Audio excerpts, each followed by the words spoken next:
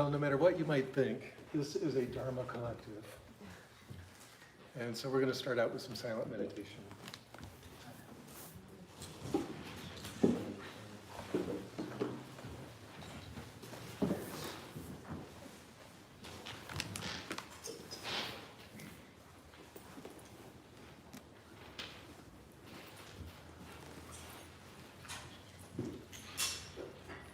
Just tune into Tucker's Shakti, and we'll all reach awakening.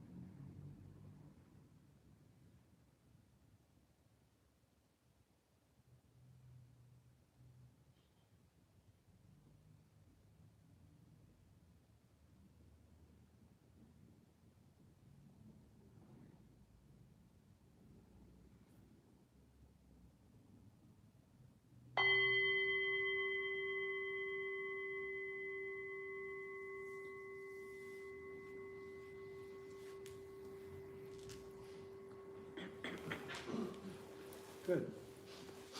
Welcome to San Francisco Dharma Collective, the world's coolest Dharma collective, maybe the only Dharma collective, I don't know. I guess every week that it's probably the only one. So I feel confident saying that we're the coolest. For those on YouTube, turns out one of the cool things about San Francisco Dharma Collective is there's only one headset. And there are two teachers. So at certain points, we will be actually wearing the headset, blasting it out through the speakers so it's audible online. But at other points, when we're doing like tag team Q&A or mud wrestling or whatever, we won't have this on. So there will be times when it might be hard to hear for the folks online. I've never been accused of being hard to hear. Yeah. However, that thing might have a hard time hearing. Hi, the internet. Hi, the internet. Yes, all the internets are watching. So that's just an issue that we will work with throughout the day. What's the name of this thing? This is called Waking Up. Meditation and Psychology, How Waking Up Will and Won't Solve Your Issues. Great, so I know nothing about that. No headset for you. I know. I'm a lovable robot trying to understand the true meaning of being human, and Tucker Pack is a psychologist. So. Does this look cool? It does, yeah, super cool, especially on you. Try that. Check. Yeah. So the way we've decided to kind of work this morning is Tucker's going to give a talk on psychology and meditation, and then we're going to tag team some Q&A. So that's how we're starting things out. So, ready to go, Tucker? All right. Do you want to tell people who you are and why they should listen to you? Well, hi, Mike. Can I have some of your water? That is so gross. Agreed to talk for a long time and didn't think to bring any water. Well, hello people in real life. Hello people on the internet. We may have died by the time you're watching this. My name's Tucker. I'm a clinical psychologist. My favorite pet topic of the last 6 months has been things related to what we decided to do this workshop on today. Michael has a podcast called Deconstructing Yourself, and oh, thank you so much. You get to keep your water. I have my own now. Michael has a podcast called Deconstructing Yourself, and I was on that like a month ago, and we were talking about these kind of topics. Who has heard that podcast? That's what I thought. So I listened to it yesterday, so I would know. I tried listening to it before, and you know the sound of your own voice? So I was like, no one's going to listen to this. Like, who could put up with that sound? So one thing I would be curious before I start talking, what I think we're going to do is I will probably talk for about an hour on the official topic for the day. And then we'll have a quick break, and Michael and I will do Q&A. One thing I would love to hear is, what do you want to hear about? What brought you here that you want to make sure that I touch on?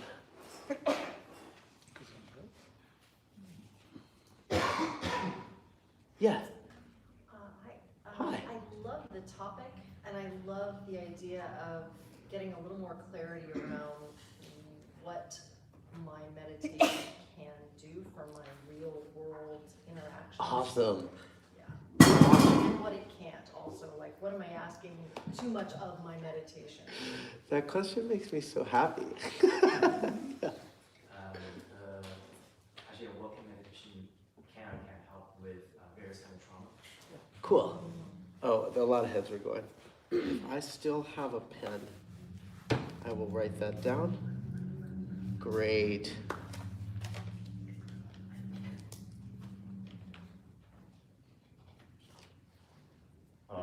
Will we be meditating more later? Yeah, quite a so bit in the afternoon. yeah, so the morning's gonna be a little more meditation, mostly talking. The afternoon will be mostly meditating, a little more talking. And the meditations will be psychologically focused meditations rather than like awakening focused meditations.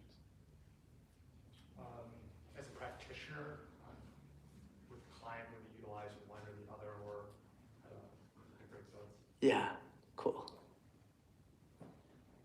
In some ways, it's almost too easy sometimes to try to draw strict separation between waking up and growing up. But some of the interplay seems to be a little bit more complicated, and I'd appreciate some insight into them more. Okay, great. I've got that one on my list here conveniently. Anybody else? Lots of other people. Yeah, maybe we'll do this here. Curtis. So, as we're navigating the landscape of we're all struggling with maybe our own mental health problems. So, whether it's depression or trauma, how do we optimally figure out when is the right place to use what tool or what tools to have at our disposal? Awesome. Somebody over there. Oh, hey, how's it going? So I guess from you, a meditation teacher's perspective, what do you think of the field of psychology, therapy, and what do you think are the most effective tools in that realm, like different therapies, different treatments? Yeah, okay. I'm a psychologist, so I have a financial incentive not to just say it's all bullshit. Yeah. When something difficult arises, when is it not a good idea to turn towards it and focus in really deep? Yeah, go ahead. Actually, many questions for the Q&As, but the main question is, or general question is, where do you, in your point of view, actually meet spirituality and psychology? Where's the crossroad? Okay, cool. So I will probably start talking at this point. But we will have Q&A afterwards, and then again this evening, or this afternoon. So there will be. You're here this evening? I don't have a house. Or a pen. That was just a joke. In fact, I have both a house and a pen, but my pen was just stuck deeply inside of my pocket. I had used the word bullshit just a minute ago, and the first time I ever taught meditation at the center in Tucson, where I used to live, the next day I got feedback from the director that said, we heard really good things about your talk, but could you please stop saying fuck in a dharma talk? It's not. This is a spiritual setting. I mean, here it's like required. So I've been here once before. I came to see Michael one of the Thursday nights, and he said motherfucker up here. I don't even say that word alone in my room.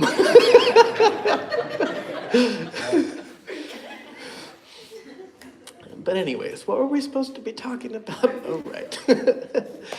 So, the style at which I come at Buddhism is Theravada Buddhism. This is the oldest surviving lineage of Buddhism. It's the one with the lists. Robert Thurman says Christians love God and Buddhists love lists. And so this, when I'm talking about things the Buddha has said, or Buddhism, I'm referring to the Pali Canon, which are the oldest surviving Buddhist texts. The Buddha famously said, I teach two things, suffering and the end of suffering. He uses another famous analogy of the two arrows, which probably most people are familiar with. He says, everybody gets struck by this first arrow of physical suffering. The noble disciple does not get struck by the second arrow of mental suffering. But the Buddha seems to experience some of these, at least in my reading. His close friends all die before he does. He seems sad about that fact. When he knows he's dying, He goes on like a tour where he goes to all the cities he used to preach in. And when he leaves each city, he's like looking wistfully back at the city, knowing that he won't go there again. I think that when we talk about physical and mental suffering, my sense is that the Buddha is probably using a different cut point for physical and mental than what we would use today. So the Buddha's cousin, Devadatta, is like one of the two Satan figures in the Pali Canon. Devadatta is always trying to kill the Buddha in these pretty outlandish ways. And at one point, he tries to hurl a boulder off a cliff onto the meditating Buddha. And he misses, but the boulder shatters, and a piece of it cuts the Buddha, and he gets gangrene. And so this is an obvious sort of physical suffering. When a rock slices your leg open, this is going to hurt. And it does not matter how enlightened you become, this is going to hurt just the same. If you throw something at the Dalai Lama, which, by the way, don't. Spiritual leader, God King, old man, don't throw. But anyways, if you were to do such a thing, which again, don't, he would duck, right? It doesn't matter how enlightened you become, the pain of cutting yourself, the pain of getting hit with something, it hurts just the same. Where I think the Buddha is using a different cut point than we would use nowadays is if you love somebody who dies, it hurts. And I think that this is the first arrow. This is the physical response. If you are about to fall off a cliff, that will create fear. And as far as I can tell, don't see the path actually having any impact on this. It will still hurt to stub your toe. It will still hurt to lose your loved ones. And the issues that we all have, we could call these traumas, neuroses. Some of these will go away with practice. As far as I can tell, some of these won't. The clearly stated goal of Buddhist practice is awakening. Everyone uses different systems of how you measure awakening, and everybody disagrees on what the definitions are. So I wanted to talk for just a minute about what I mean by awakening. So the Pali Canon has the 4-stage model. Who's familiar with the 4-stage model? Oh, just a couple people, okay. So the Pali Canon has the 4-stage model. What I'm giving you is my definition of the 4 stages based on what I've observed in myself and my students. I come from, I think Michael would probably identify too with the lineage of pragmatic dharma. And one of the things that is unusual about that lineage is we talk publicly about these things. We talk publicly about our own experiences, what you can expect to happen to you from meditation. In, I think, most dharma contexts, this would be a really rude thing to be talking about. The first path is called stream entry. The paths are these 4 stages. So the first of these 4 stages is referred to as stream entry in English. Stream entry is definitely a real thing. It is thoroughly accessible. I would run out of fingers and toes several times over telling you the people I know who have had this happen to them. There are probably people in this room who have had that happen to them. Stream entry is briefly a dramatic, life-altering insight into one of a few different, they're called doors or marks of existence. It often will manifest as an insight into non-self, where it always feels like I'm the guy sitting in the driver's seat of my brain. If my hand goes up and down, it's because I, the guy up here in the driver's seat, asked it to. It always feels like you have a perspective, right? If I say, where are you? It kind of feels usually like you're in the center of your head here looking out. It never feels like you're in your knee looking out. Stream entry is often a direct realization that the thing you have always thought was your soul, yourself, the seat of your consciousness, not only isn't, but wasn't even there in the first place.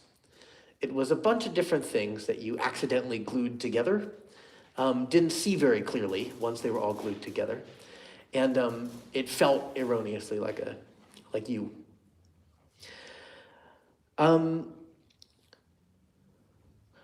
There are other ways people will talk about stream entry. Sometimes it's talked about as seeing impermanence directly, not the sort of gross impermanence that you will die and one day the oceans won't be there and so on, but this what we could call subtle impermanence. Nothing ever exists in the first place. The only thing that exists in the universe is process, change, relationship, a thing that freezes and is now Tucker. This is just a misperception, It's because your eyes don't work very well, or your eyes have been geared to figure out who you should hook up with, what you should eat, and what might bite you. And that level of...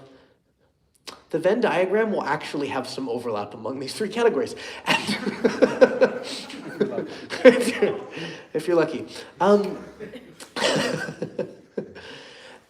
Your senses have evolved to enjoy sex, sustenance, and not dying. And so it's because that's their function, you don't see very clearly, right? If you looked at me through a high-intensity microscope, the concept of Tucker would disappear, right? You can just see molecules being exchanged, atoms being exchanged, and so on. So first path is a recognition that this is definitely true. It's followed by lasting and ultimately positive changes, although they're not necessarily positive in the short term. I'll come back to that in a minute because that gets really nicely into the psychology aspect. The second of these stages is usually just called second path. The technical English translation is a once returner. And everybody I've seen go through this has had a pretty similar experience. So I've gone ahead and declared this Tucker's personal definition of what second path looks like. What it is canonically described as is craving and aversion permanently attenuate. You will have less of them forever. What I've seen cause that is when you see precisely what the Buddha means by the Four Noble Truths. The briefest summary of the Four Noble Truths would be tanha, which is kind of like craving and aversion, causes dukkha, which is dissatisfaction, suffering. Tanha causes dukkha, so stop it. This would be the Four Noble Truths. This sounds like abstract religious philosophy until second path, where you suddenly realize this is the world's simplest set of instructions. Tanha causes dukkha, so stop it. And when you stop it, all of the dukkha just goes away. The state of having no dissatisfaction is, as far as I have ever experienced with anyone I've ever met, it is a sometimes thing. The third path is something I have never met anyone even close to.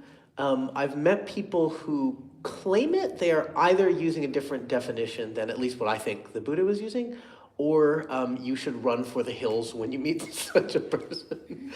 The idea of third path is the only craving that still exists is craving for continued existence or craving for the cessation of existence.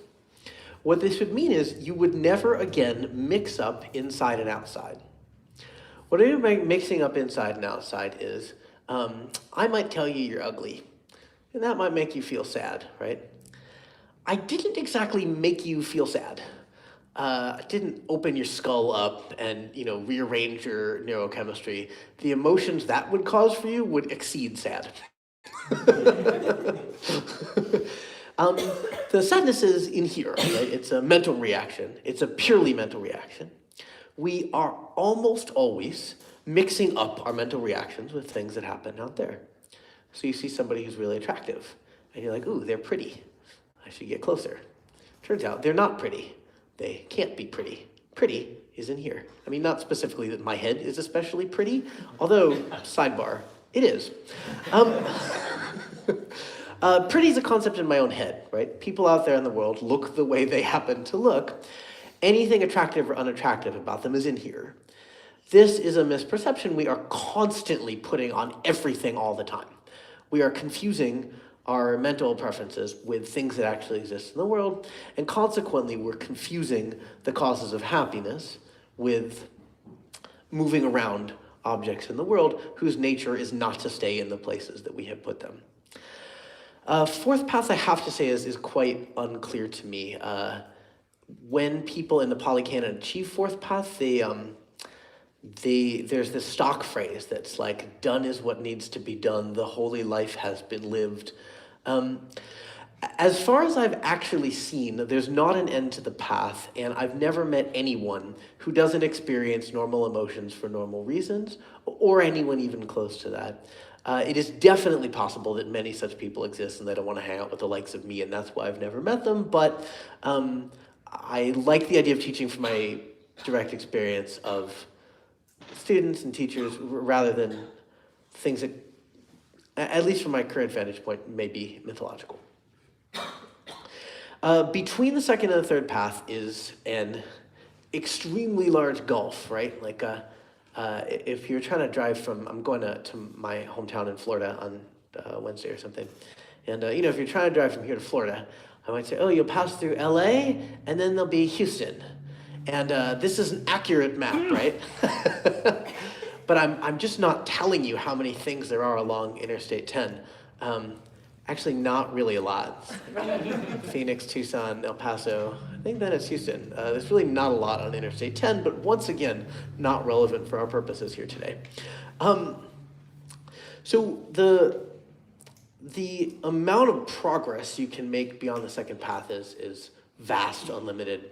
And as will be one of our themes for the day, these paths are one of many dimensions of progress you can make in meditation. I was with this, he's one of my mentors, kind of idols, is an older teacher named Eric Kolvik. Did you ever meet Eric? Nope. He taught at Insight Meditation Society, and then different Vipassana Sanghas. He's retired now. And we're talking about paths, and this is no longer true, but he was talking about thinking that mine might be higher than his. And I was like, you fucking glow. Like, there's no way that's the case. And he was like, no, you don't understand. Like, the paths are, I've been doing this stuff for 40 years. Like, I could tell you all the reasons that I seem to glow and you do not. These paths are just one metric of it. So, okay, this is a very brief summary of awakening. I actually don't at the moment want to go any deeper into that because we could spend the whole day talking about that. One of the things that is frequently talked about as going along with this path of awakening, and what's talked about as going along with psychedelics, is this sense of ego loss, ego dissolution, ego death. And this I've been seeing in psychedelic circles, in meditative circles, is a highly prized sort of state. I was visiting this teacher named Shinzen maybe 2 weeks ago. And I was like, I think the ego has pros and cons. And he said, yeah, it is both over and underrated. So your ego has some cons. What I mean by ego is the part of you that feels like you. So if somebody taps you on the shoulder and says, what are you doing right now? You would certainly say, I'm listening to this talk, right? You would never say, I'm aware of the whiteboard on Tucker's left. I'm noticing how my left knee feels differently from my right knee. But you absolutely are, right? Your mind is doing a tremendous number of things right now. Of the vast number of things that your mind is doing, almost none of them feel like they have anything to do with you. You'll agree this whiteboard is, based on your vantage point, you'll agree that the things behind me exist in your mental space, right? If you put your hand over here, it's a very different experience from if you put your hand over here. You don't see the wall behind me, you can't see the wall behind you. These are one of many examples of non-egoic mental functions. Things that are you, as much you as anything else, but they don't feel like you. So this is what I mean by ego. The ego is the part of you that feels like you. And this part has quite a few downsides. One downside is it tends to collapse around things. So if somebody says, what are you doing? You'd say, listening to the talk. that's actually excluding from your consciousness, from your function, from the reality of this present moment, all the other things going on. The ego, one of its functions is to collapse the mind, right? When a tiger is chasing you, you're not supposed to be focusing on your breath and noticing that the sunshine is beautiful and practicing gratitude, right? When a tiger is chasing you, your mind is supposed to collapse. There are exactly two potential futures right now. Death, not death, go, right? And we could see how this has pros. Nowadays, very few of us are chased by tigers. If you have been chased by a tiger, at some point I will give you the headset. We need that story. Nowadays, it's very unusual to be in a situation that dire. But the ego tends to collapse. When it collapses, there is exactly one reality, and there is often exactly one future, and weirdly enough, exactly one past. If you ever get depressed, you know exactly what I'm talking about. Your mind collapses around things that are negative. Things that are positive, it's as though they don't exist, right? 10 people say, that's a great new Hawaiian shirt you've got. And one person says, I think it's stupid, right? Do you go home being like, ooh, 10-1, what a nice shirt? Well, it depends on your mind state. If the ego's collapsed enough, no, those 10 things, they don't count. They are ego dystonic, meaning they do not fit with your sense of self, and so the data is excluded. Data is plural, the data are excluded. That piece of data was singular. The datum is excluded. But anyways. And when this happens, if you've ever been depressed, you realize not only is the future terrible, it's talking about hopelessness, the past was terrible. And it actually doesn't matter if you've been depressed for 5 minutes, it has already rewritten the entirety of your past. Things have always been bad, you have always been depressed. Somebody might point out 5 minutes ago you were fine. That information is hard to assimilate. The ego has collapsed your sense of self, collapsed reality, past, present, and future. The ego is also the sense of separateness, and the sense of me being different from you. And this leads to a worldview that is pretty dead-ended, right? If my happiness and yours are essentially unrelated, I should probably take stuff from you so that I have more stuff. In Buddhist teaching, this creates bad karma, meaning without talking about metaphysical sorts of karma, if I take your stuff and it makes me happier, this makes me an asshole, right? And I'm going to be an even worse person the next time I do this, and it's setting me up to keep doing this. The ego also makes it feel like you are the ghost in the machine. There's a Warren Zevon song. He wrote an album when he was dying called My Ride's Here. And there's a song, I was in the house when the house burned down. And this is the experience of having an ego. This body is burning down. It looks like there might be a few people here under 25. If you're over about 25, the body's already burning down, right? We don't look as... I found my teenage passport photo a couple days ago, and I was like, that kid was hot. What happened there?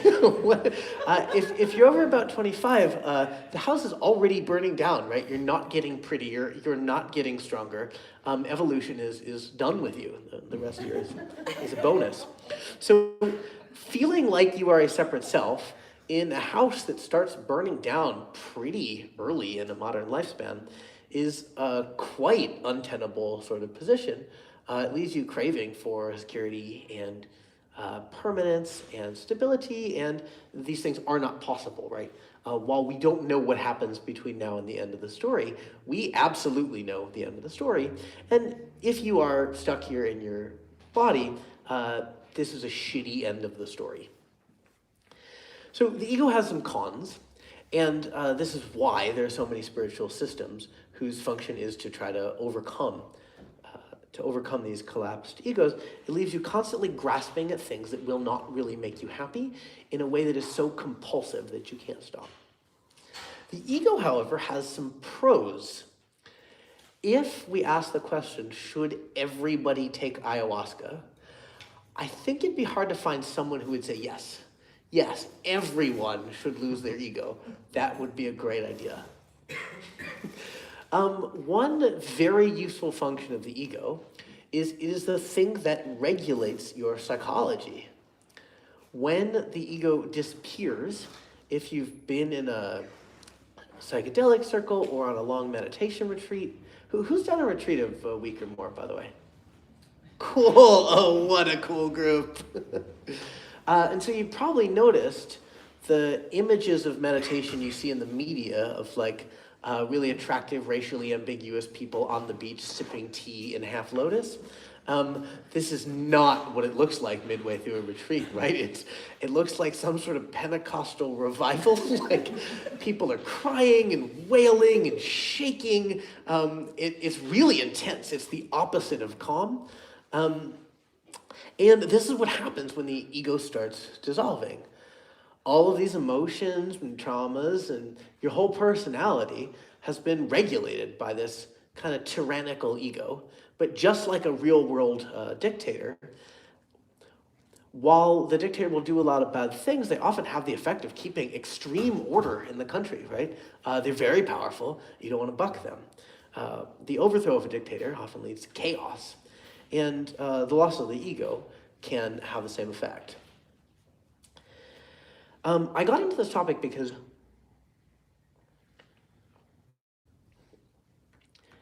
I would say the majority of the people that come study with me are coming under the very false assumption that if you get good enough at meditation, your psychology will basically disappear, that your emotions will become purified, and you will eventually get to a place where you don't ever have to feel bad again, and your like personality quirks, your shadow side is gone.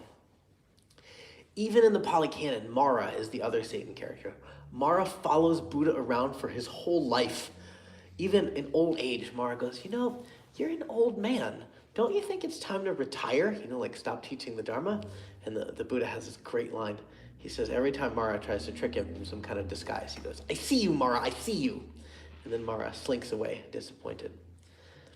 I want to talk about that a lot more, but I'll try to stay on topic. So, do you want your ego to dissolve? That's actually a really hard question. I would say there's three categories of people. There's one group where we're going to say, no. You may not be able to avoid it, but I wouldn't do that right now. Your ego is serving a useful function. Somebody who has been recently traumatized, severely traumatized enough in a way that they are not ready to process it, no, I would hang on to an ego. It is definitely possible that the things in your head can at least short-term overwhelm you, and the dictator will prevent this from happening. If your mental state is one where if suddenly the lid came off and whatever wanted to come out could come out, if you inhabit a mental world right now where that wouldn't be safe, no, don't try to dissolve your ego. Category 2 would be people who have plenty of suffering, have had plenty of problems. You don't seem to meet anybody who doesn't seem to have lots of trauma and issues, no matter how easy of a life they seem to have had from the outside. But category 2 would be people who, yeah, I would try this ego dissolution thing. There's lots of nasty stuff in there, but you want to confront it, you want to see it, you want to know it. You can't work with it, you can't manage it nearly as well if you don't know what it is. This might be scary. I have very rarely seen people, at least in the lineages I'm associated with, very rarely seen people go into these like dark nights of the soul. I've almost never seen anyone achieve stream entry without at least like a shitty afternoon. A shitty afternoon of the soul.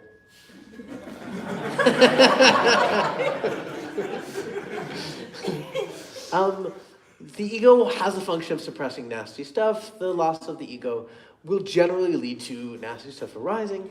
The loss of the ego also is pretty terrifying as it's about to occur. The ego feels like your innermost soul. It feels like you, where you are. And as it's starting to subside, it feels like something worse than death. It feels like your soul is dying. And so it's common to hit up against grief over your own death and fear of like blinking out of existence.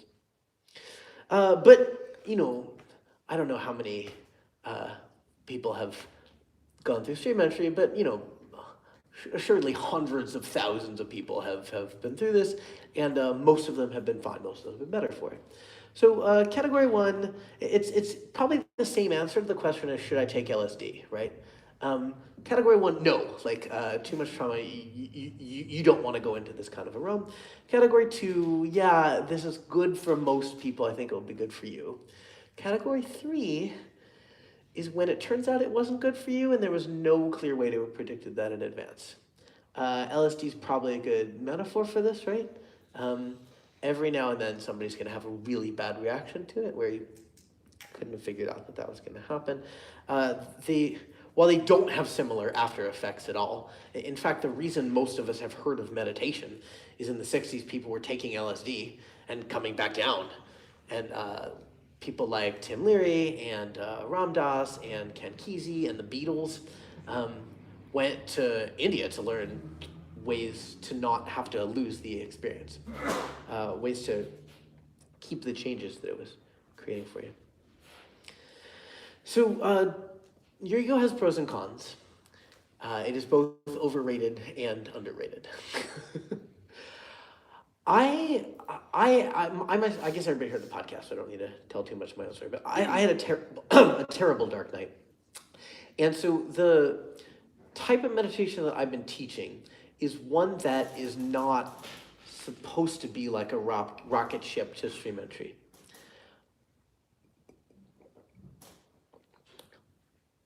I really like the idea of building some core meditative competencies first, so that there's some stability. So the thing that I most commonly teach nowadays is a form of shamatha.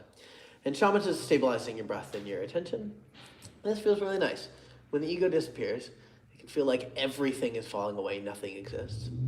If you've gotten good at keeping your breath stable, something exists. Something feels good. Shamatha also often has the effect of making you cry once you start getting good at it, or if you're completely failing to get good at it. But that's for a different reason. That's just regular old frustration. What will tend to happen is most of the people I work with have come to meditation in order to achieve what would be called spiritual bypassing. And the idea of spiritual bypassing is the Buddha often uses the compound word sati sampajana. Sati means mindfulness. You're probably familiar with this word unless you have been living in an underground bunker for the last 30 years and have just been released seconds ago and walked into this place by accident. Mindfulness has gotten a lot of airplay. The second part of this word is sampajana. Just show of hands, who knows what the word sampajana means? Right, it doesn't get a lot of airplay. It means clear comprehension. And what the Buddhist path is teaching, there's a third word, atapi, which often goes along with it, which is like ardor, passion, vigor. But to focus on sati sampajana, what the Buddha is teaching is mindfulness and clear comprehension. Pure mindfulness is delusion.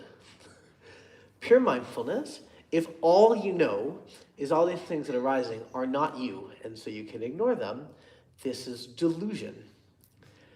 You might have met some of these enlightened assholes.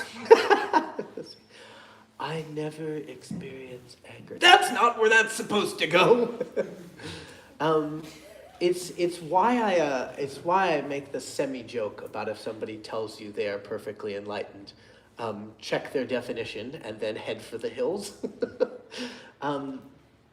My universal sense of everyone I've met so far is people who don't experience negative emotions experience a lot of negative emotions. The people around them experience even more negative emotions.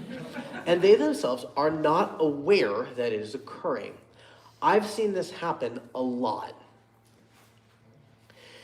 The idea of sati, mindfulness, is related to process. That's okay. They tend to come in threes. The idea of sati is related to process. So we're all familiar with the concept of mindfulness. Mindfulness is the thing you are automatically doing with the wall behind me. It's not you, it's arising, it's not relevant, no one is attached to the wall behind me. If you are, I mean, I'm a psychologist, we should probably talk afterwards. What you're seeing in the periphery of your vision is something you're automatically seeing with mindfulness. It doesn't have a sense of self. You see Tucker and the room when you look at me, or Tucker and Michael and the room when you look at us. And so mindfulness is unrelated to content, right? You would be treating the wall behind me here basically the same, no matter what was on that wall. This is what allows spiritual bypassing. Pure mindfulness is agnostic to content, and so it becomes possible to ignore content in a way that is really terrible for you and the people around you. I've been doing this activity for the last couple months where I say, okay, think of 10 famous spiritual teachers. You've got your 10 fingers. Now put fingers down for anyone that's had a sex scandal. And they start collapsing. Like, okay, financial misconduct, and you probably don't have a whole lot of fingers left. And while this idea is certainly not brand new, the idea of mindfulness and clear comprehension, the Buddha said it, which was, unclear date, but something like 500 years before Christ. But I think the sampajana part has been downplayed and lost in a lot of the ways the teachings are passed on.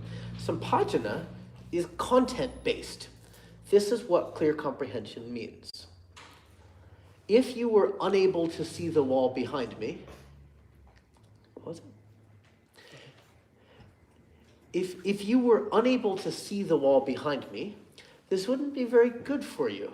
There might be something really important on that wall. There might be some great spiritual teachings. There might be a rattlesnake. It's pretty important to know what's going on in your surroundings. It's especially important to know what's going on in your mind. So sampajana is relating to content.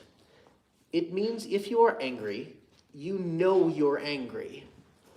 If you're feeling bad, you know why you're feeling bad. And I think, so sati sampajana would be anger is present, and I don't have to be it, right? The ability to watch anger, decide whether now is a time you would like to act on the anger, decide whether the anger is pointing to something useful, right? Did somebody do something they should not have, and I should step in and try to fix it? Does the anger have any purpose? And sometimes it doesn't, right? Sometimes it's just pointless triggers for it. Mindfulness without clear comprehension is delusion. Clear comprehension without mindfulness is a collapsed ego, right?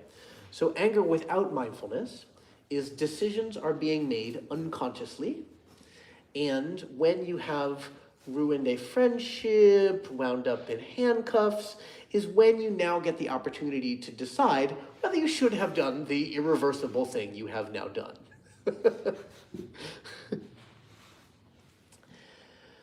So I think a lot of what we'll be doing this afternoon is meditation related to sati sampajana. What's arising, and how do I relate to it? Let me see the things that I had written down that everybody wanted to hear about.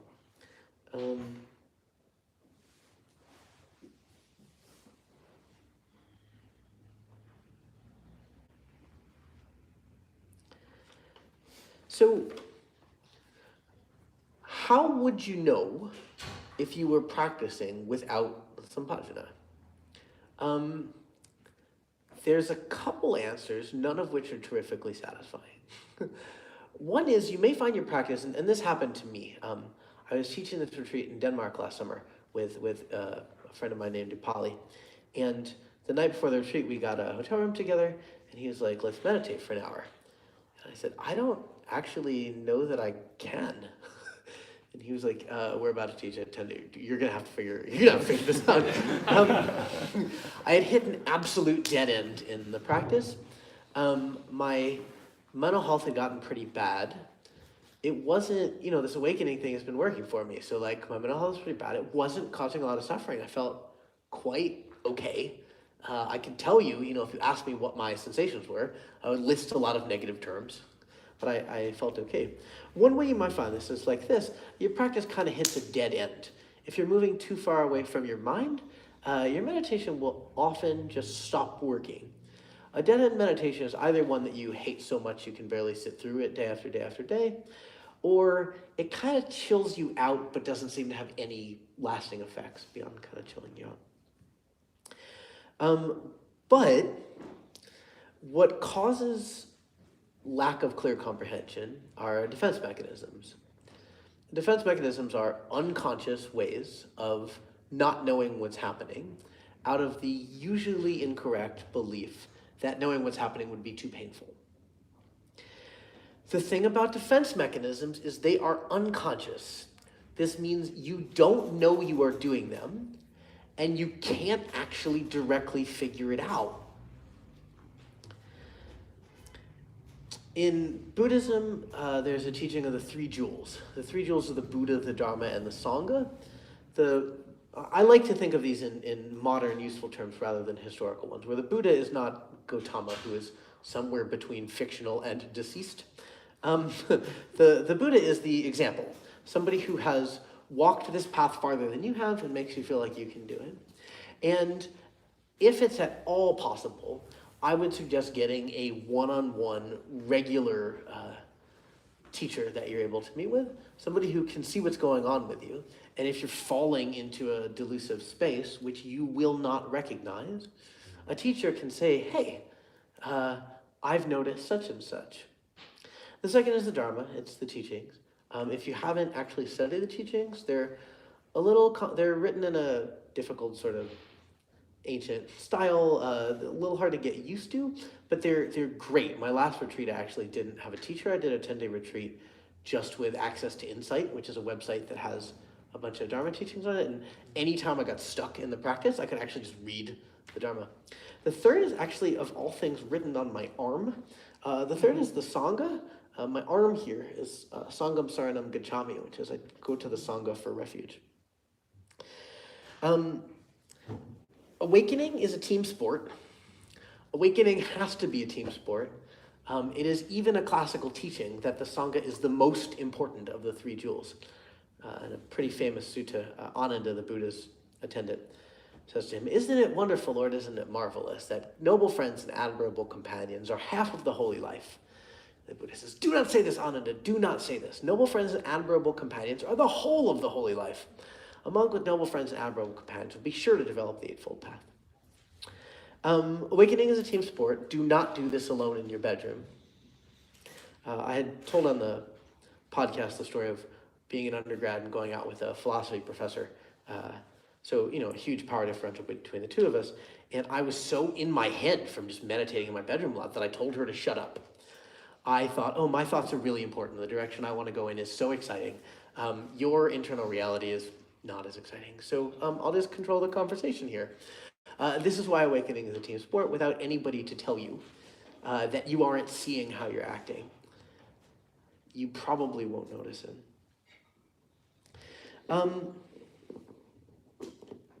Other things we've written down to talk about.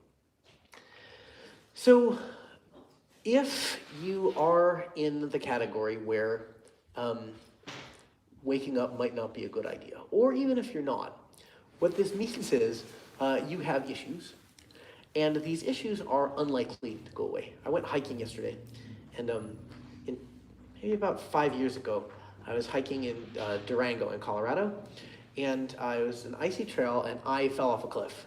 I slept on the ice. My body started going over the cliff. I was grabbing for anything that was not ice, and I just kept slipping. I don't actually know what broke my fall, but my body was over the edge of a cliff, unsurvivably sheer cliff, before I was able to grab onto something.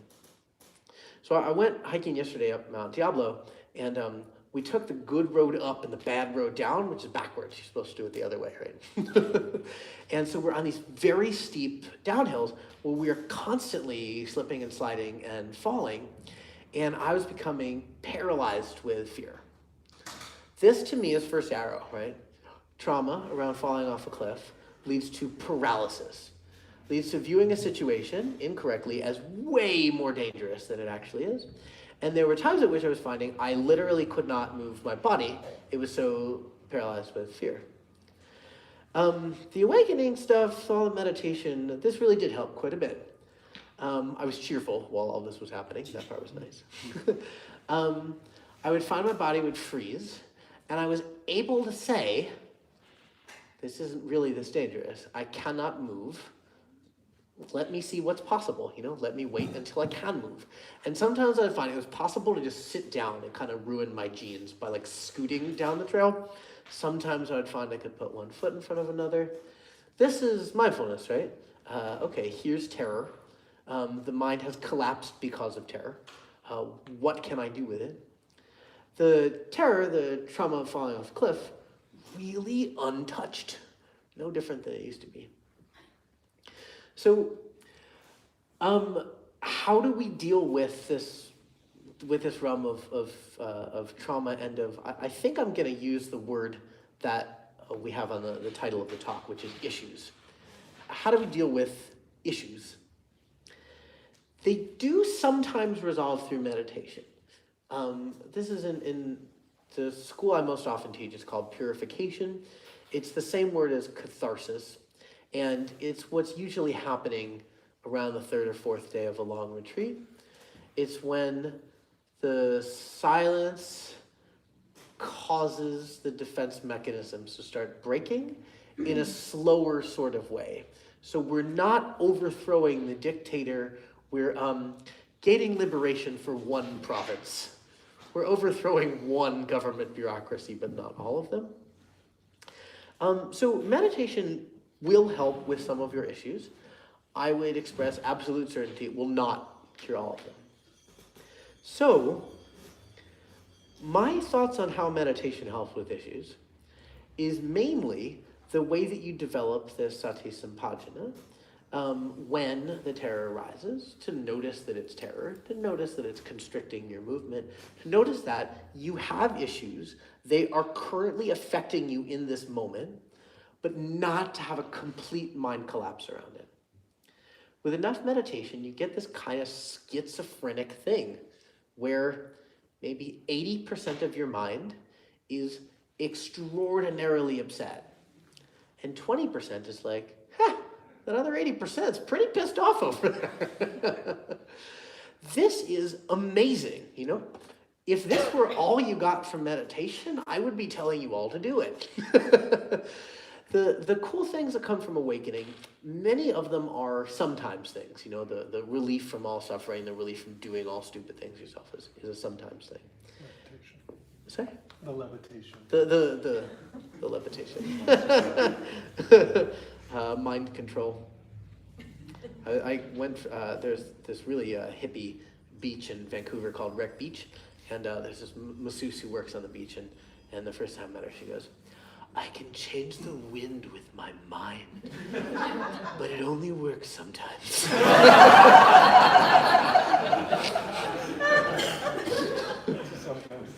It's a sometimes thing.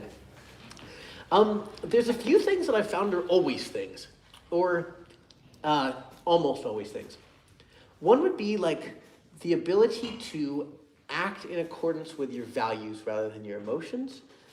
In the last 7 or 8 years, I can think of very few examples of times I've done a significant thing I really regretted because of an emotional state that I was in. That 20%, I'm just making up numbers, that 20% is meaningless. Majority, minority things here. That part of your mind that can maintain equanimity and mindfulness, I found from all the years of meditation, that's almost always there. And it gives me not total control over my behavior, right? Like, there were periods where I couldn't move yesterday. But it gives me a lot more control over acting the ways that I want to. And this, of course, is good karma, right? Each stupid thing you don't do sets you up to do fewer stupid things in the future. And each stupid thing you do sets you up to do more stupid things in the future. Karma.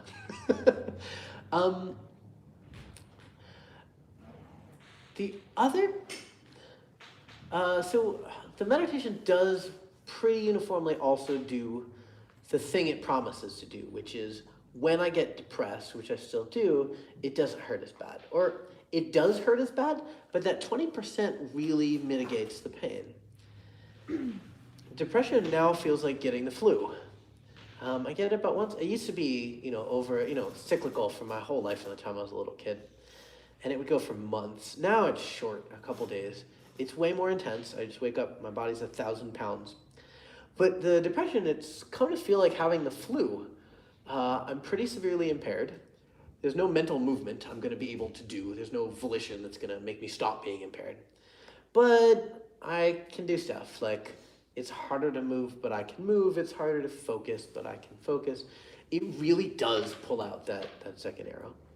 And the third thing that comes to mind is that it's not possible to see your eyes, right? Your eyes are the things doing the seeing. And so, you can look at a mirror image of your eyes, but that's not your eyes. You're looking at the mirror, right? Seeing your eyes is a logical impossibility. That's where the seeing comes from.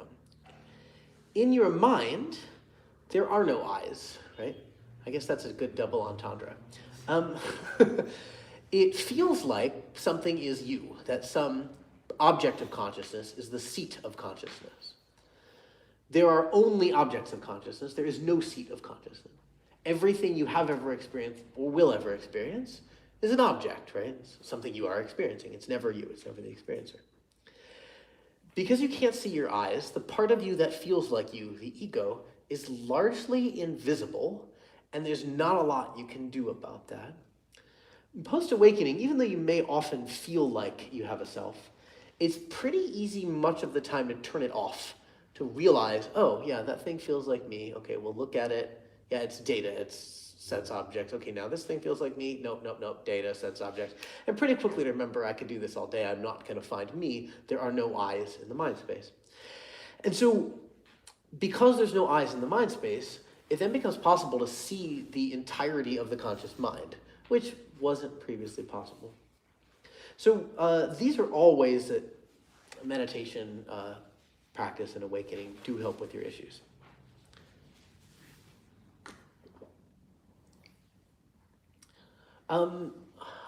I've heard from quite a few people who've been meditating for decades and would claim to have these accessible to lower levels of awakening.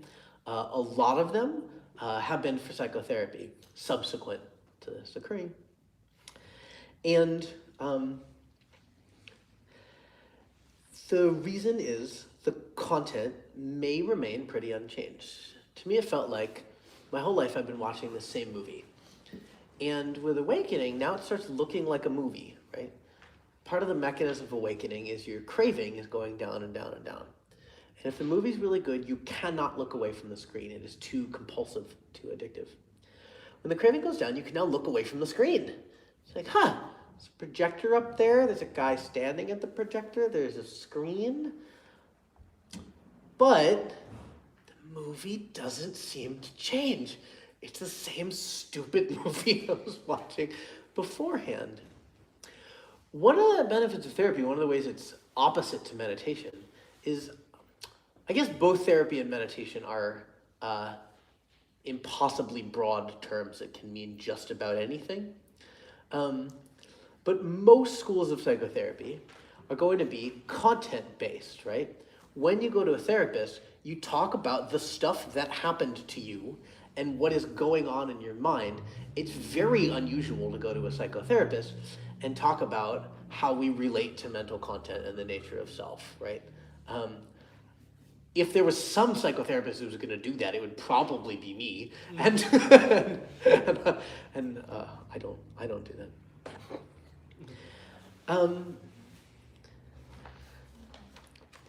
So one question was around trauma. There was a bunch of people nodding with respect to that. I would think of trauma as these warps in the mind. Trauma as a situation, by the way, this is Tucker's I did not think about this until 30 seconds ago definition of trauma. So if you're deep into the academic nature of this stuff, I would go to a more reliable source than the thing I am making up at the moment. I suppose almost all sources would be more reliable than that. Really, just pick one. Anyways, I would think of trauma as a warp, where something has happened to you that either was or felt dangerous. Dangerous usually means a threat to the ego, a threat to the sanctity or continued existence of the part of you that feels like you. Trauma, of course, is a mental reaction, so it's not necessarily dependent on what has happened to you. People can have really terrible things happen to them without seeming to have much of a trauma reaction, and much more commonly, people can never have had, been assaulted, been starved, things like that, and have lots of trauma reactions. So I would think of it as a warp in the mind related to having felt mortally threatened that is triggered by all sorts of other situations that may not be particularly related.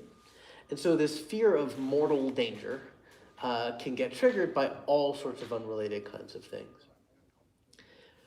One of the main, probably the primary mechanism in psychological research for how you overcome trauma is exposure. Trying to get as close to the trauma, either external cues or internal mental cues, trying to get as close as you can. That's not too dangerous, right? Talked about this earlier, getting too close to trauma can simply shut the mind down. I'm going to take a brief aside from trauma to talk about one of the other questions, which was when to use meditation, mindfulness, and when not to. When something difficult is coming up in meditation, number one solution is, if your problem is X, practice mindfulness of X. Mindfulness works great, except when it doesn't. And I actually don't think there's anything more specific to say there. Mindfulness works great, except when it doesn't. No, I could be a little more specific. Mindfulness works in a mind that is to some degree balanced. If there is sadness present, and there's some part of the mind that can watch the sadness, mindfulness is possible. If the depression is so deep that watching is not possible, mindfulness is going to fail. Mindfulness requires some space around the object.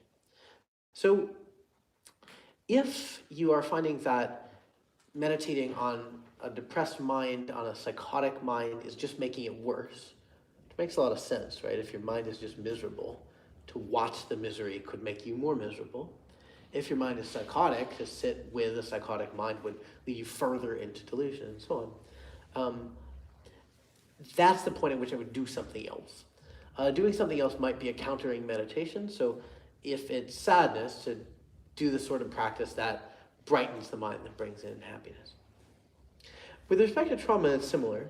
What sort of trauma is it possible to just sit there with? And I think the answer is the most that you can. The right amount, but not too much. I realize that's not very helpful, but dharma is universal. As far as I can tell, the Four Noble Truths are true for all human beings. Psychology is very specific. It's really hard to give advice. Nobody's ever had your psychology before.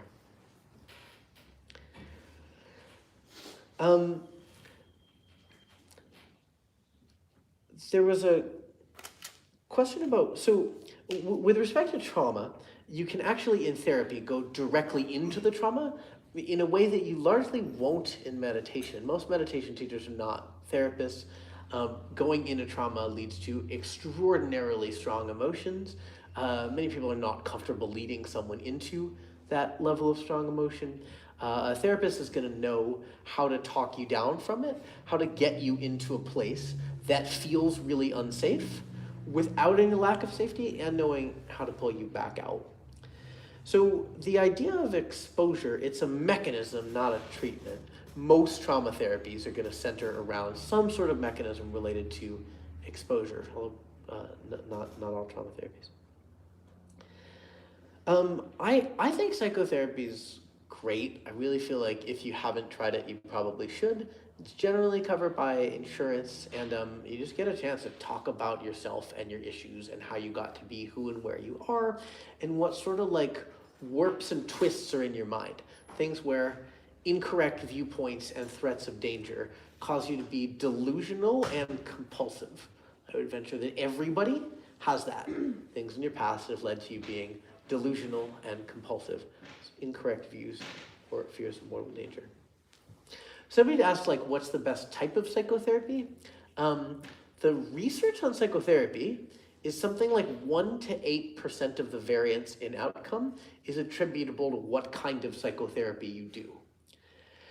There are some exceptions. I mean, there's a few things that truly don't work.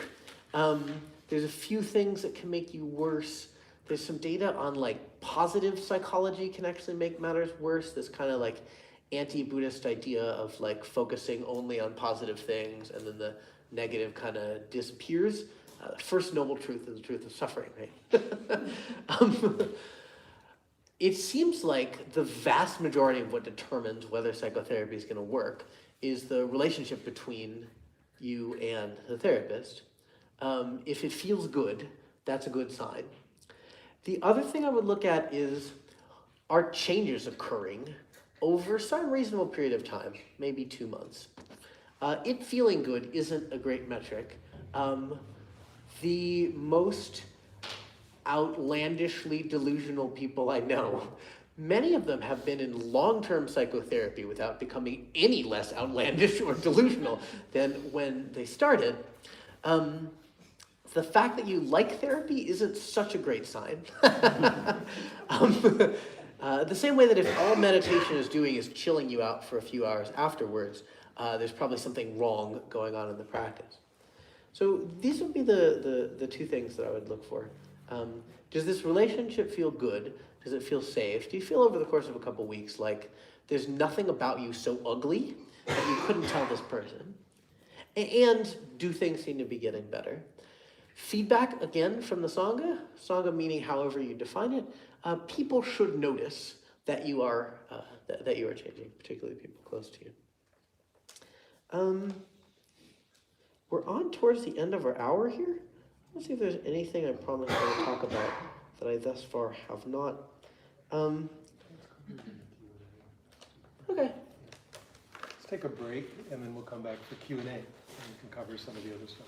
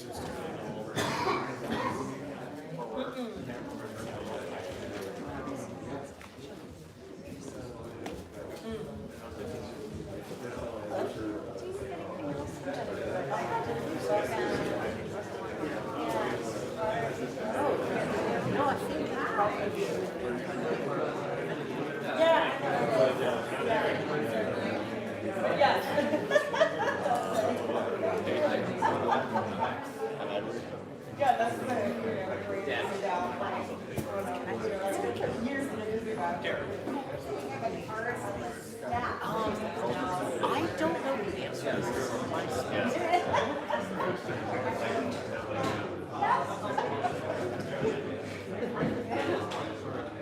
So the bottom of the SFA, where like I said,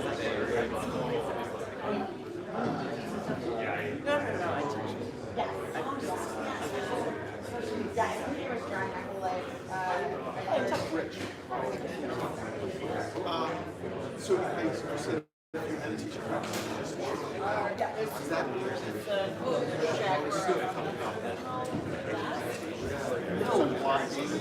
stuff like that? I would say with meditation practice, changes life. The biggest one is the emotions get something terrible happens, so you're really upset.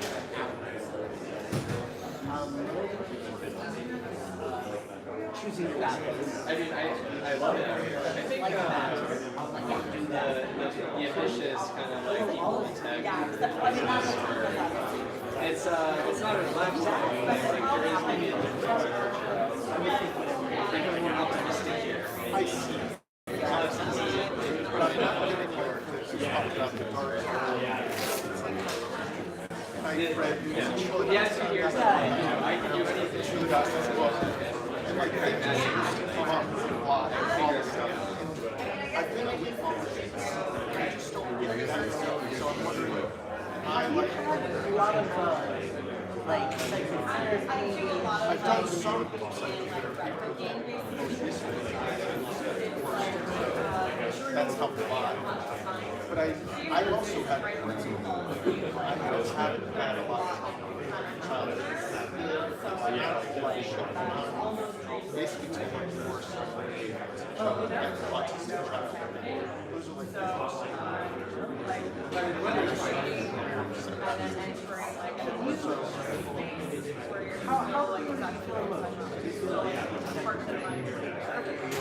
very calm almost all the time. You know, I used to want to do this thing, and now I'm feeling the stuff that I'm Yeah, that's cool. So, but I feel like I haven't gotten like enough of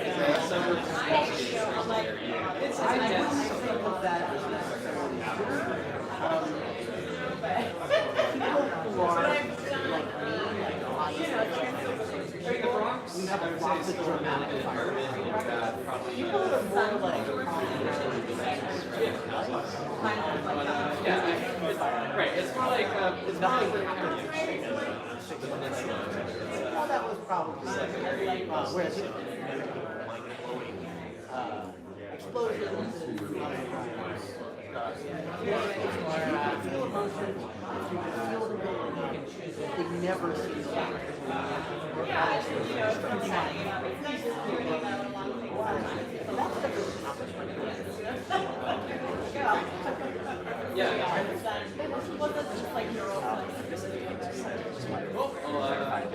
how long are you saying?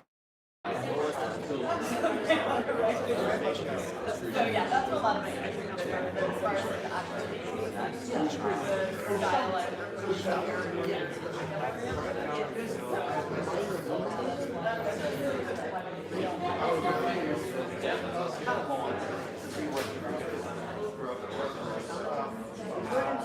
Intentional community.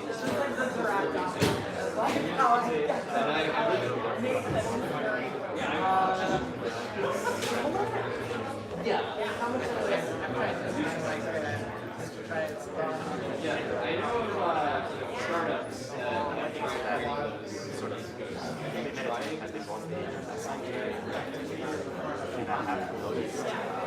Yeah, co-living is really good for us. I mean, you potentially. yeah, that's a lot. That's actually exciting. We're five. We got a house that's a very big movie. We host events. Those people one put together. I'm 10 times a month.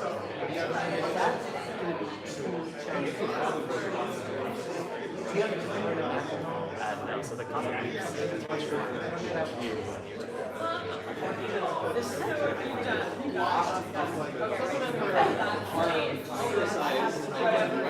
But it's all very, I guess, niche. Yeah, There's certain communities on the peninsula, Bay Area, they do a lot, they do the intentional communities.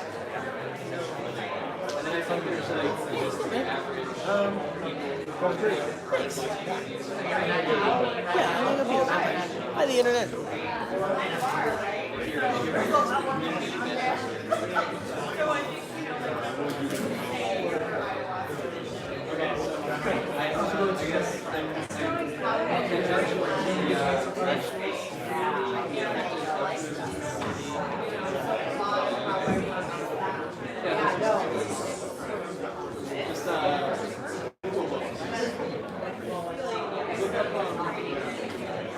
less strong, either that concept or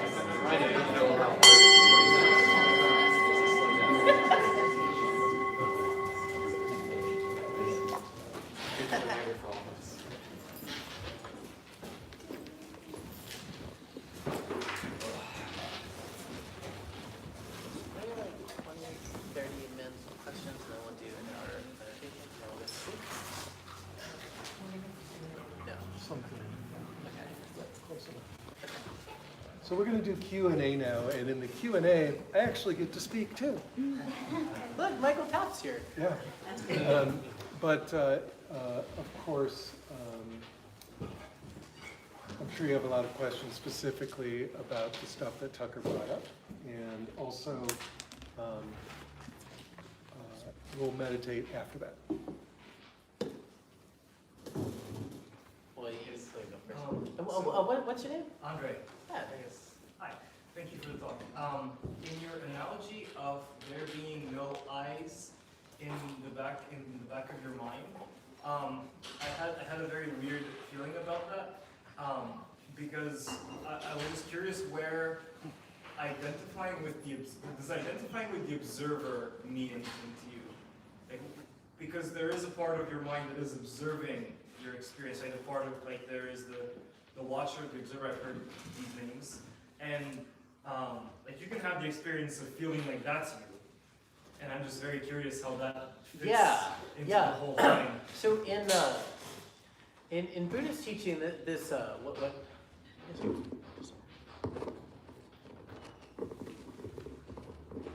great.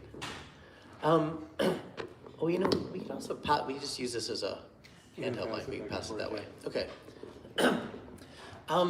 So in Buddhist teaching, this is called the witness, it usually comes as a result of meditation practice. And it's a part of you that feels neutral.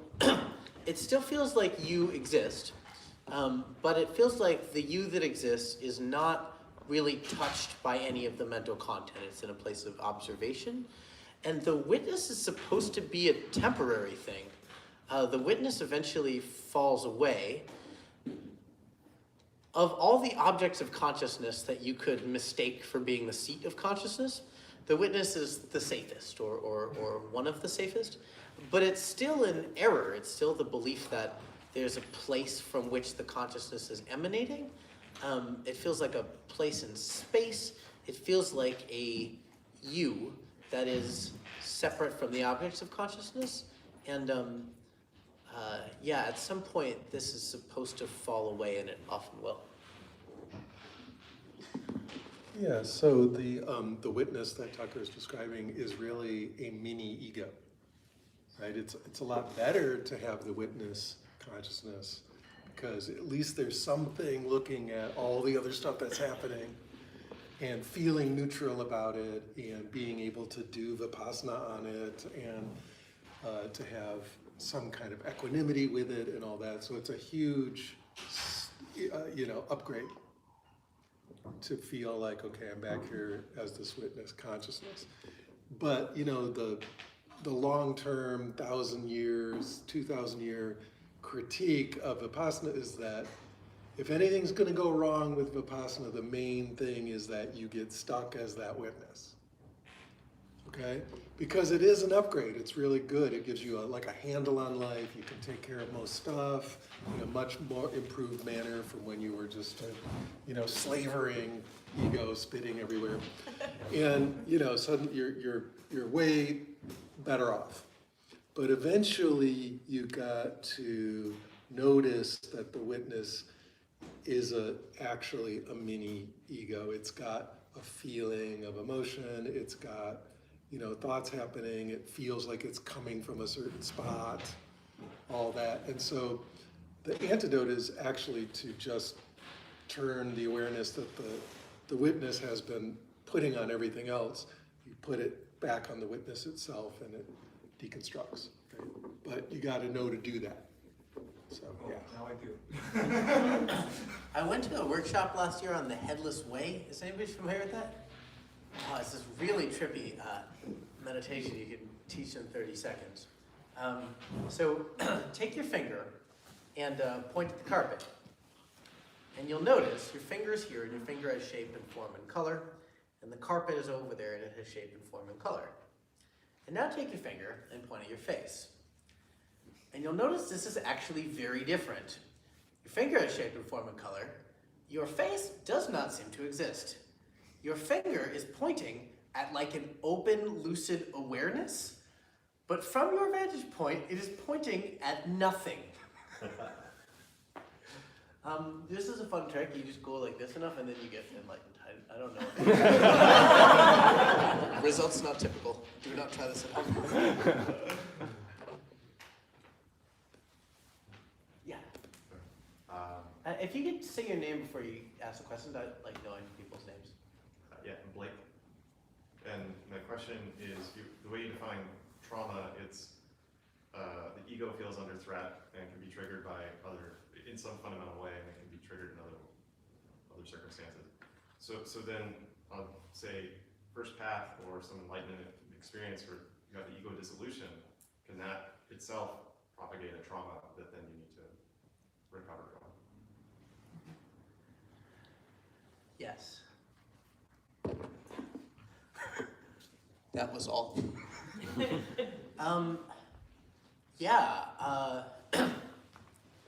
The thing of becoming, can it propagate a trauma itself?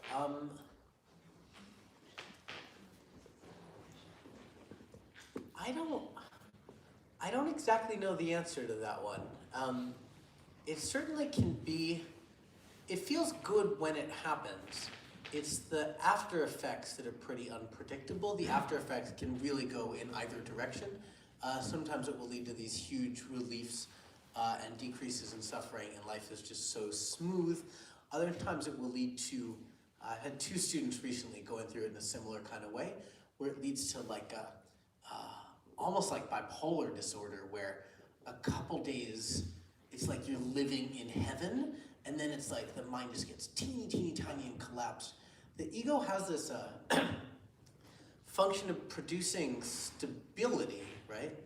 So if you think about all the emotions and intentions you've had towards your favorite person, they're probably really varied, right?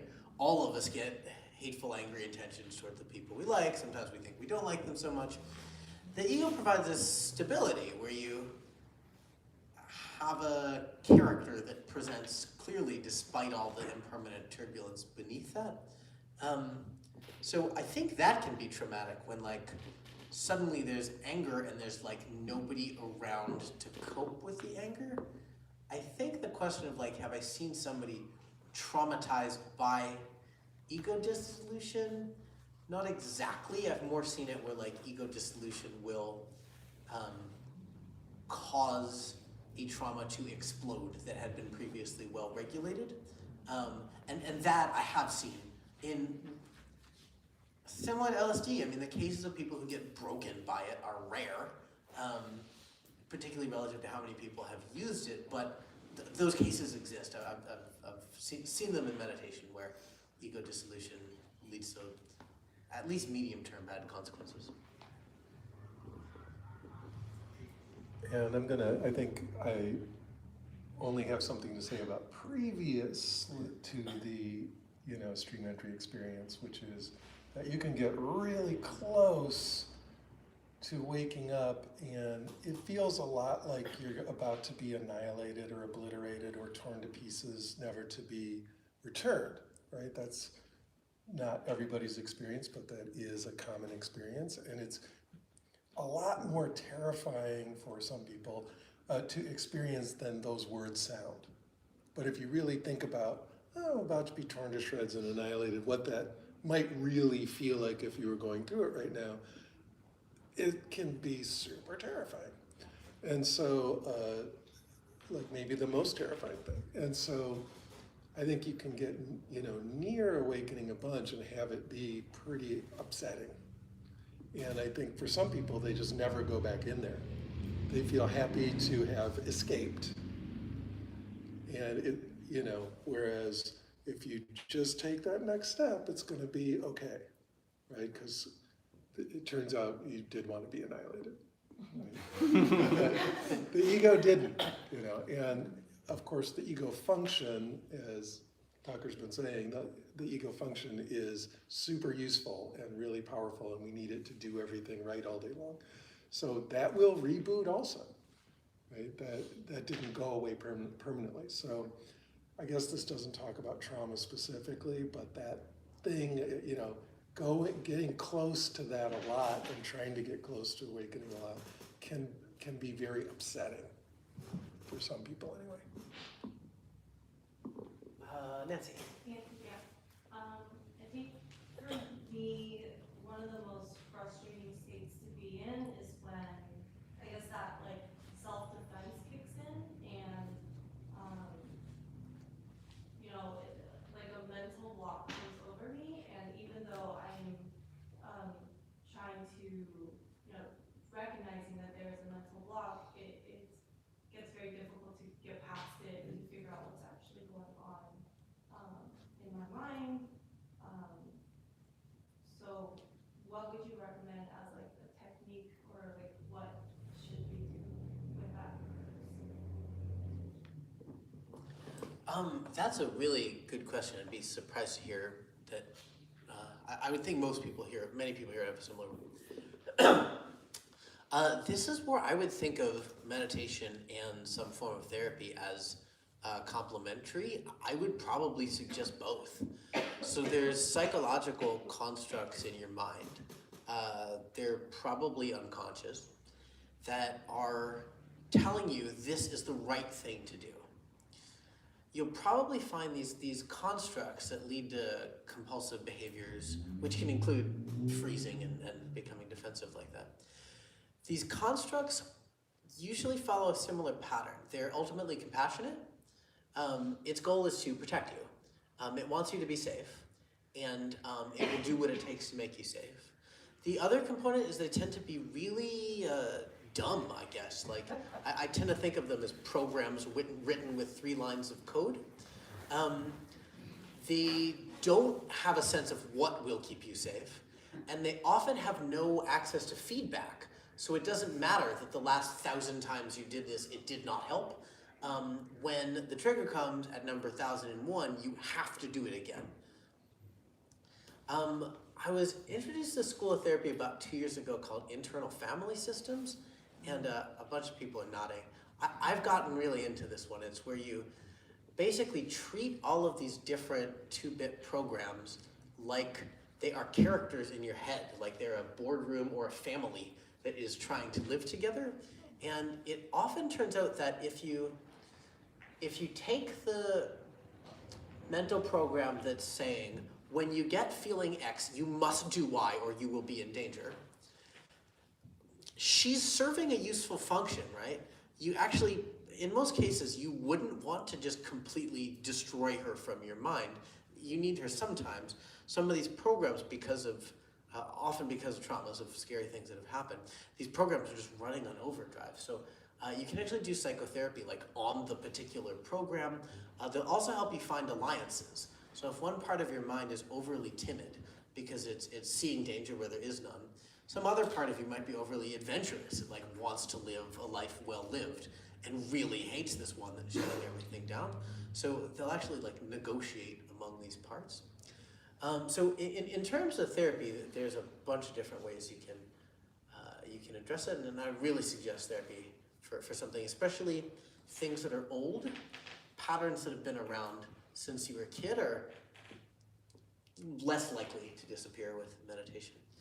In terms of practice, the thing I like to do for shut down mind states is try to develop some mindfulness. So some part of your mind that's like, oh, I'm like the witness that somebody was talking about, Andre was talking about. I am in a shutdown state right now. Some part of you that doesn't feel shut down, she may have no control over your mind and body, but she at least experientially feels okay. And what I like to do is take that part and ask the question, what is possible? Okay, if I can't do a smart thing right now, this complex is going to prevent me from doing a smart thing. Can I do anything a little less dumb than I feel naturally inclined to? What is possible given this mind state? I found that one really helps me take, like on this hike yesterday, if the only thing I can do is remain completely frozen or sit down, okay, sitting down is movement. I will sit down and then see what becomes possible after that.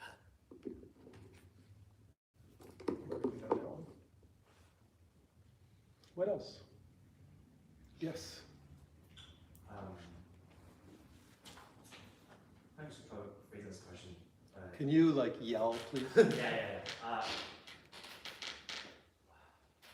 What is your view on the use of psychedelics to assist in either the process of awakening or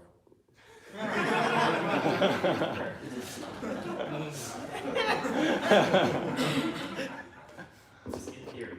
Like overall? What? Like overall, what's? I think it's hearing what you described about the tendencies of the ego being narrowing, and that there are unconscious things that we just are not aware of, naturally the psychological. It's really hard to hear what you're saying. I'm sorry. Just along the lines of what you described so far as the ego being narrowing, and there's a lot of unconscious aspects that are difficult to move towards, and that there's a lot of fear and defense that can trigger whenever it happens. I'm getting a lot of things about at least MDMA being very seriously studied for helping with PTSD. I guess my question really comes down to is there a role for using those to help with progress in meditation?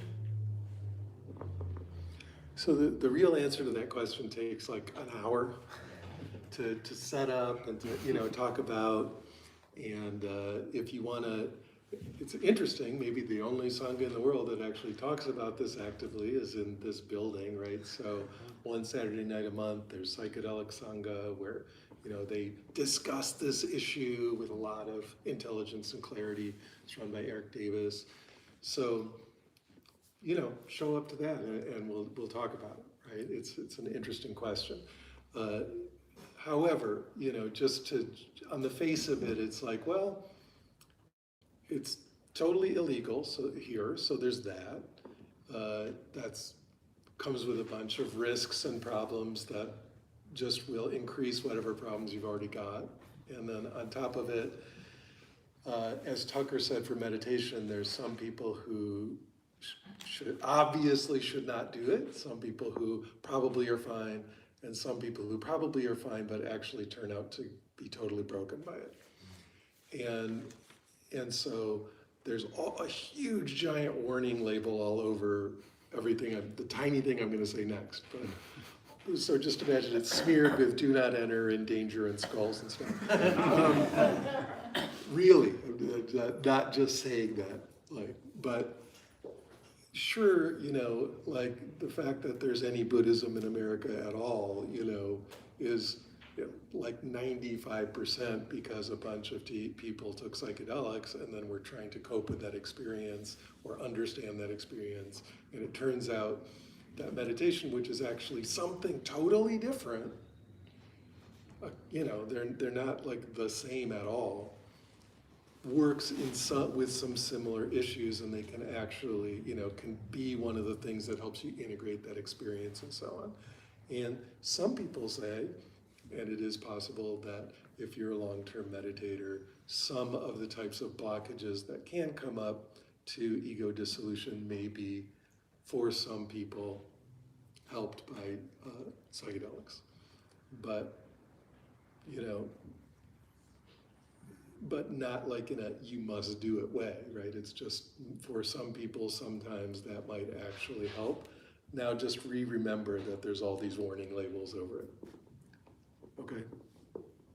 And there's a thing coming up in May called Awakening Futures Conference here in SF, where I'll be talking, Eric Davis will be talking, a whole bunch of people will be talking about psychedelics, meditation, and brain hacking and so on.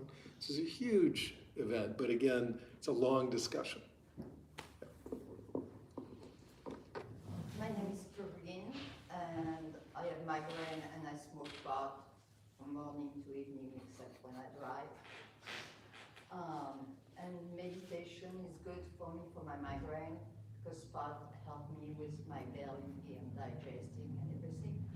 But meditation, like on my blog, that's the reason I have headache. So meditation helps me to breathe because I'm this.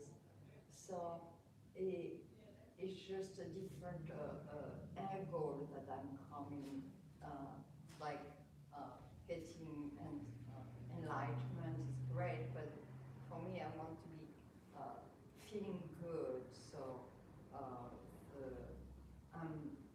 I'm not trying to analyze too much because it gives me more headache, like if I go deep. So I just try to be more soft and fluffy and airy, so all the tension in my body doesn't overwhelm me. And this helped me in everyday life, like Cool. when you're in pain, you collapse. So meditation helped me expand. Great. What's your question, Crane? So I use meditation to balance the pot, because the pot you're like haywire, Sure. and so it just calms down and make me feel better. And my question is, I don't talk about my combination about the thing, So, I just wanted to explain maybe other people are in the same situation that me, like they are not using it for what other people Yeah, are sure. using it, but it's a tool to make my life better. Yeah, so in terms of meditation to feel better, the kind of like reality piercing meditations that Michael and I like to talk about, I would actually steer clear of those. While ultimately they make, it's like if you take something apart and put it back together, you know how to work it more, right? It's not a pleasant experience necessarily to take it apart and put it back together. One thought would be to do meditations that are specific towards increasing positive emotion. So like in my tradition, there'd be Brahma Vihara practices. It's kind of like mantras you repeat that increase positive emotion. If you're looking for meditation to be more relaxing, I would suggest do small amounts of it. 15 minutes of meditation is for most, I think everybody should do 15 minutes of meditation. I do not think everybody should do an hour of meditation. It seems like there's a period when you first sit down where your mind is detaching, right? So you're trying to do what you want to do, and it's like you're supposed to send an email, and I'd like to make out with the following 4 people, and I'm going for dinner, and there's this like idiotic rambling voice like that. And it seems like the first 15 minutes is often detaching from that voice. And as you detach from it, it tends to get quieter, although not always. And when it gets quieter, the same way that when we go into meditation, we can suddenly hear like all the cars passing by that are inaudible right now. When you stop putting your attention on the rambling voice, there's all sorts of things you become aware of in the mind. Success in terms of vipassana is awareness. It's understanding more about your mind than you used to.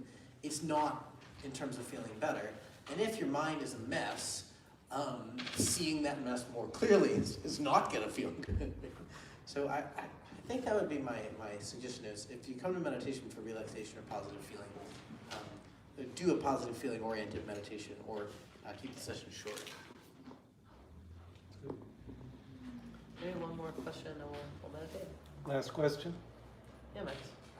I want to hear just like a bit more. I think I might not be understanding sampajana correctly in terms of like I kind of get clear comprehension in terms of like if I'm seeing a rope and not it's not a snake, like something more sensory based. But in terms of mental content, I'm curious like to what extent just clear comprehension. Like it seems to me it might be more present focused, but like to what extent should one try to seek comprehension without creating like more of a story or Yeah, thanks. So I think maybe a good analogy would be, has anybody done body scanning or some sort of meditation moving attention? Okay, almost everybody. And so the first time you do this, if I said to you, what does your foot feel like? You might say, nothing. It's not weird, or it's common, I guess. It's weird, but it's common. That you may have parts of your body that truly feel like nothing. As you just repeat the practice of looking and looking and looking, it starts to get really sharp, right? So somebody's had a lot of body practice. If I ask them to write a paragraph on how the top of their left hand feels different from the bottom of their left hand, they'd be able to do that. I would think of this sampajana. One way you could think of it is an answer to the question, how are you? And so if sampajana is very low, you might say, fine. As it gets a little higher, right? So how does your foot feel? Oh, I can feel there's actually some pressure against the table here. That's what's going on in my foot, right? Sahara, you might say, yeah, I feel pretty sad today. That's good, right? That is knowing what the thing is in the mental experience and naming it. You can get better at this, the same way that when you get good enough at noticing things in your foot, there's like a couple coarse things that have obvious descriptors. There's my sock and the pressure. There's a bunch of things that move quickly. You can get good enough at clear comprehension of mind states that the question, how are you, becomes the most challenging koan you've ever been asked. You'll notice that emotions and mind states fluctuate really, really quickly, and that there's patterns that, you know, midway through sampajana I said, how are you? And you said, sad. And then you get farther in and you're like, okay, of the 10 emotions that have occurred in the last 2 seconds, 7 of them were sad. It turns out I'm also relaxed, horny, and irritated. But like, yeah, sad, like that. that what you had previously thought of as mind states or emotions turned out to be patterns, where what you were talking about was the consistency in the pattern. And I think the answer to it was a good last question, because I think the answer to this will become clearer as the day goes on, and we do meditation specifically on this topic. So I will turn the microphone over. We'll have about an hour for meditation, and then we'll go get seated. Cool, let's actually just stretch for a minute. Like literally a minute, just stretch.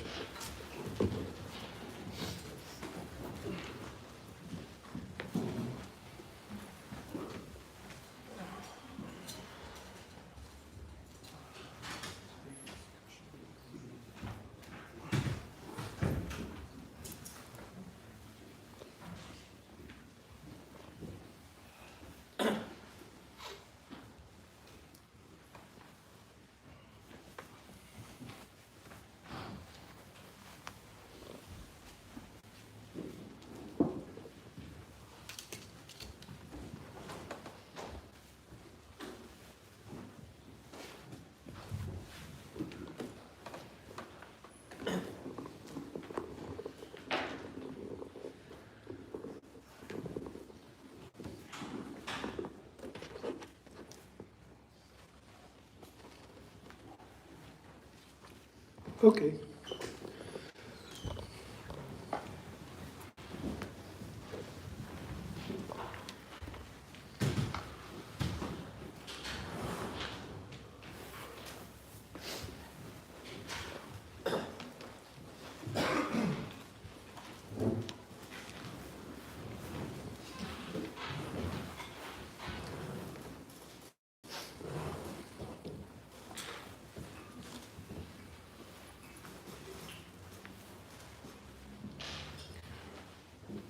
So, you know, normally when we're doing the kind of meditation that Tucker and I typically teach, the idea is to contact some sensory experience and really give it your full attention. And then as you're giving it your full attention over moments or minutes or years or whatever, you get, as Tucker was just describing, you go from barely knowing anything about it at all to knowing way too much about it, right? So when I've begun working with people, or when I started doing this, if someone said meditate on your foot, like Tucker said, I might have said, what foot? You know, like you barely feel it at all. But even if you can feel it, it's usually like one big pixel, right? Just one, it's just a chunk. And then a big part of the practice is just increasing the pixelation there more and more and more and more and more, getting it crisper, clearer, lots of detail. And what begins to happen over time is that you notice, what in later Buddhism would be called the emptiness of the sensation in your foot, or we might call the impermanence and no self, and the grasping quality that's holding these this appearance of there being the feeling of a foot there together. So you're trying to actually, at first you're getting clearer about the feelings in the foot, but a weird shift happens, like a phase shift happens, or a paradigm shift happens, which is as you get clearer and clearer and clearer about this foot object, eventually it starts to kind of dissolve or break apart or vanish or get wavy or whatever. So it's like the more you look at the foot, the less there's a foot there. And over a long period of time, You know, that's the idea. You meditate on something and you notice its emptiness, which, you know, I was reading someone's definition of emptiness last night, David Chapman's, and, you know, it's like like very hard thing, impossible thing to define, but he said, well, it pretty much means it's not there at all. And I was like, yeah, okay. And that's sort of the thing with really high level vipassanas, whatever you contact just tends to dissolve. It might come right back, but it tends to dissolve, and it's noticing that quality that is the deal. That's what you want. But notice how that doesn't really jive with psychology, right? That's, like Tucker was saying, that's when you look at the wall and it doesn't matter at all what's on it. Right? We don't care at that point about the content of the sensations of the foot. Is it cramping? Is it, you know, being tickled? Is it in the warm sunlight? All of that. None of that matters because all of that's what's dissolving. And so the content just becomes fucking irrelevant, see? Yeah. It becomes irrelevant. You know, and it's that process, like the verb quality of the arising and passing of sensation at all, that becomes interesting. And, you know, this can go to a very high degree where the senses themselves stop being distinguished from, you know, sound and smell and taste, kind of go into a synesthesia of process. It's all just stuff happening. So the content gets less and less and less interesting. But for psychology, we want content. We want to deal with the content. We want to know what content's happening. And furthermore, to understand how this piece of content affects that one, right? And how they bounce back and forth, how they interact with each other, all of that.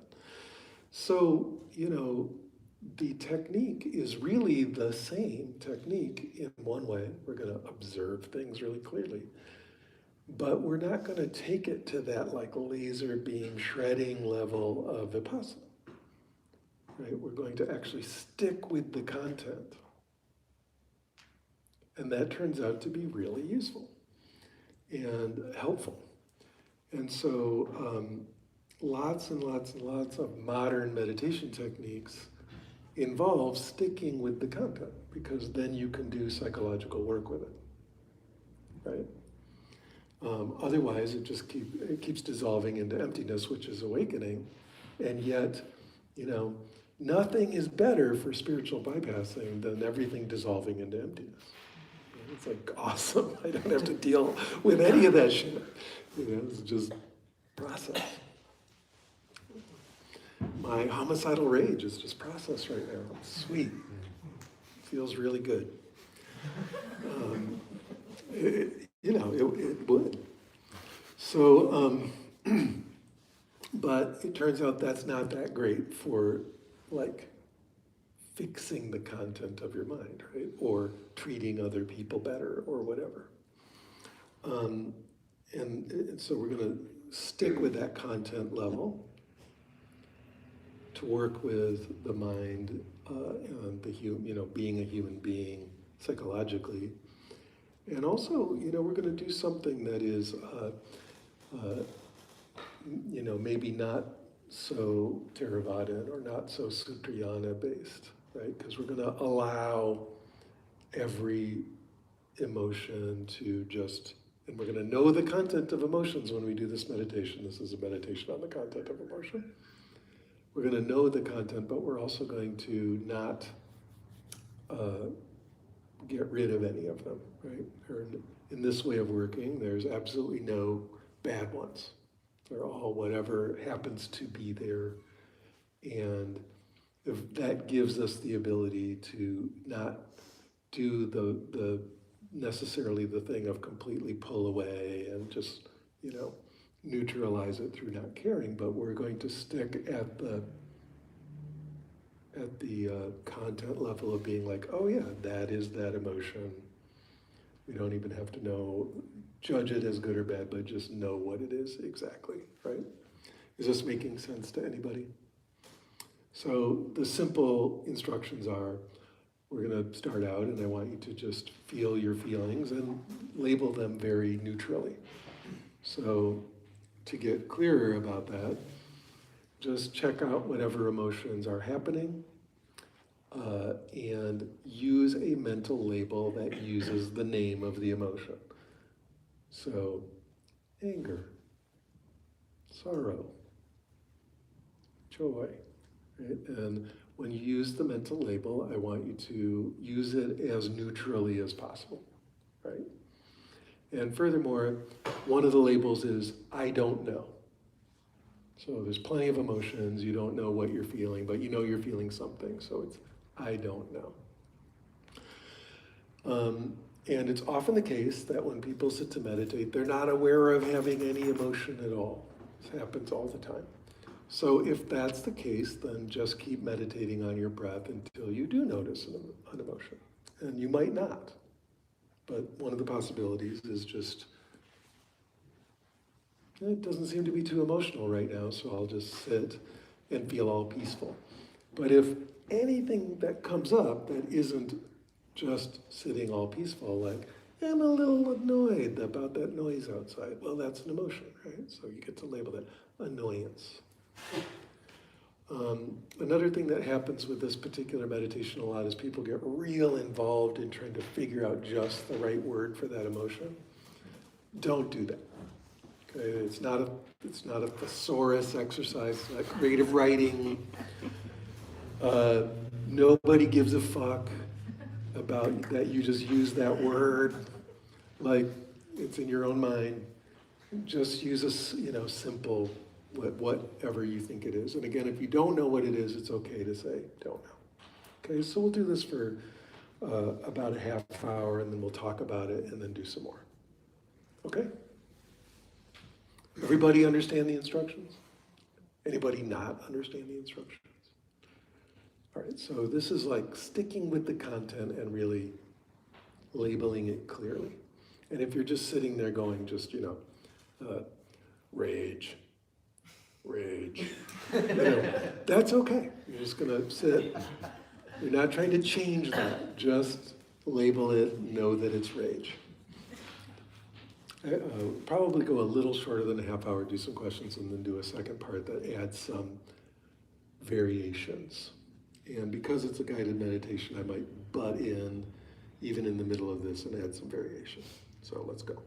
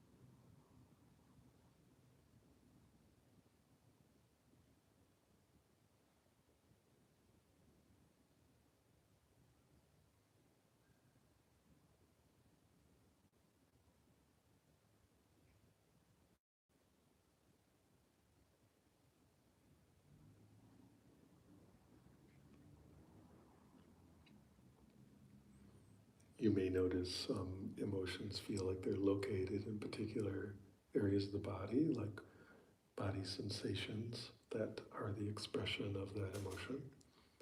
And it makes it, in a way, easier to contact them rather than an abstract mind state of some kind, just continuing to notice the actual physical expression of that emotion in the body is a nice, concrete thing to contact. So if that's happening, then in a way that's really clear, then just contact that as you're using that label for whatever it is. Remember to make the label, every few seconds and in a nice neutral voice. If you're experiencing a really, really intense emotion, you can even kind of extend out the voice, and instead of just saying, despair, you would say something like, this is the feeling of despair. Use this really neutral narrator tone. This is the feeling of despair.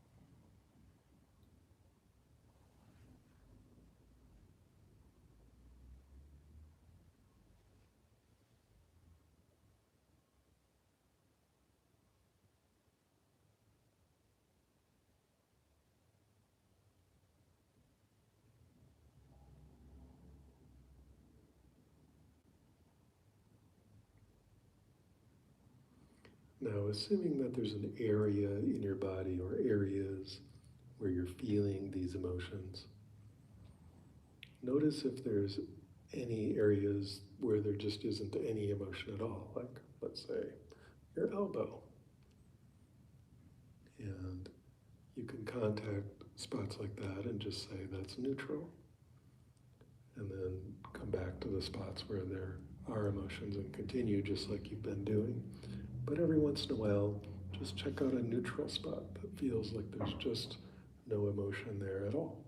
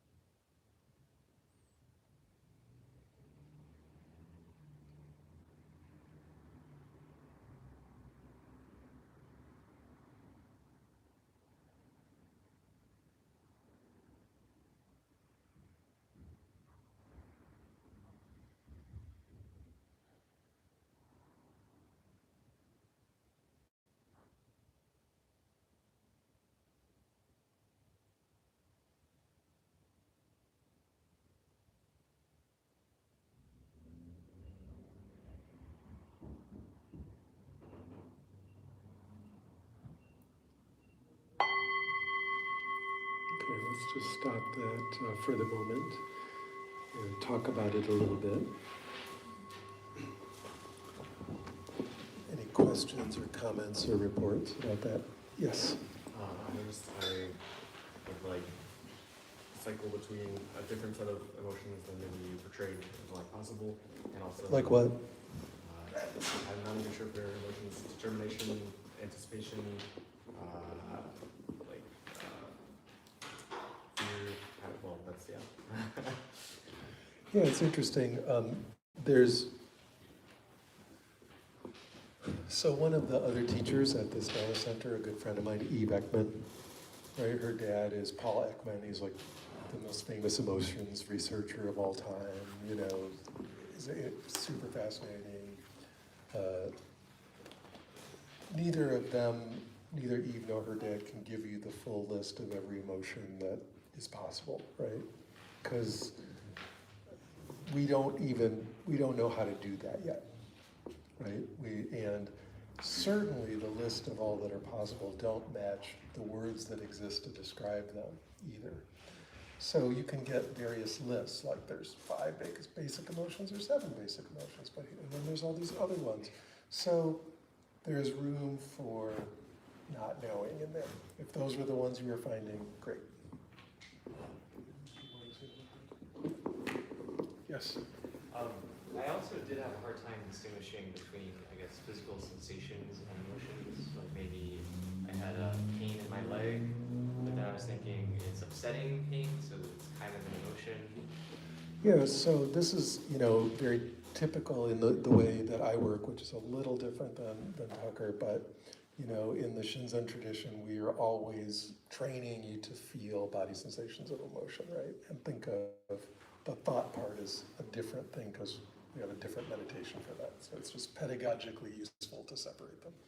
So, but you know that it's real different to the feeling that, you wrenched your knee from, I just broke up with someone, right? Those are obviously real different, right?